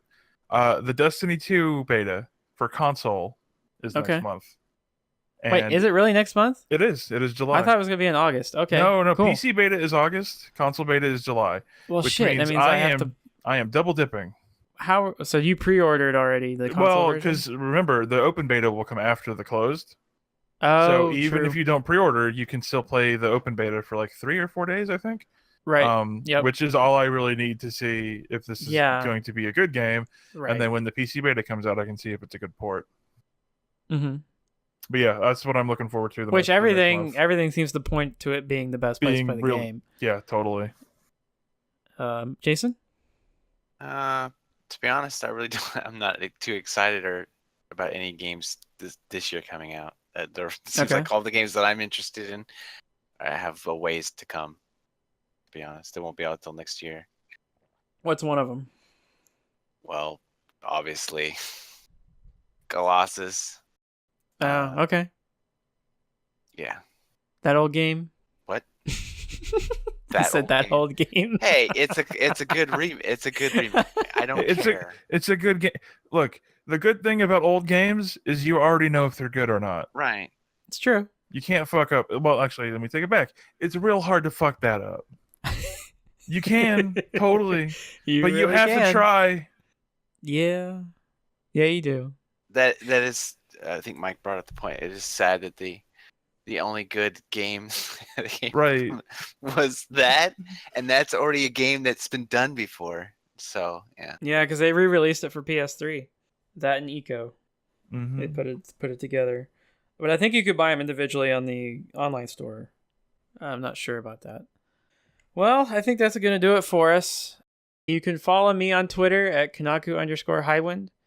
You can follow Mike on Twitter at, is it Link43130? It is. That's also where I'm at on Beam. Check me out. Oh, I'm sorry. On Mixer. Nope. Mixer. Beam is gone. Mixer is here. Unfortunately. Watch my streams. I haven't done one in forever. I have a YouTube channel, which I haven't done a video lately, but hopefully I will soon. Just search Kanaku Gaming. That should get you there. Kanaku Games or something to do with Kanaku and game. Avoid LT Gray. Avoid Kanaku and LT Gray unless you're into it. No, watch both. Seth, do you have a Twitter or anything you want to plug? Oh, if I remember my Twitter, fuck, I don't know. That's a good handle. At fuck if I know. You can't find me because I don't know my own information. Maybe next time I'll have it for you. That's a good one. At you can't find me because I don't have my information. All right. Well, if this podcast was late because we recorded it so late, I'm sorry. I'm going to do my best to get it out on time. But we will see you next month, and hopefully Paul will be back. And good night. Goodbye. Email us, please. Good night. Oh, email us. Yep. This won't get edited behind me saying goodbye. In front of this. This will no. Email us at mmmPodcast@gmail.com. Again, that's mmmPodcast@gmail.com. Email us there. There's thousands of you listening. Come on, one of you can email. There's tens of you. All right, we'll see you all next month. Bye. Bye-bye. Bye.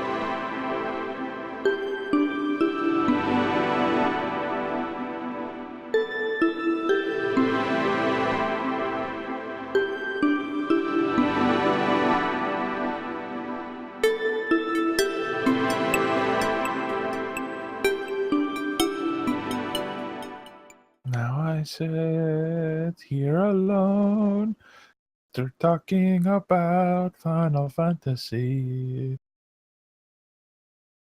It is sad to be alone in the world of Final Fantasy. Future Jimmy will hear my song. And for that I must sing along. Final Fantasy, your sky so bright. Hopefully your patches delight me.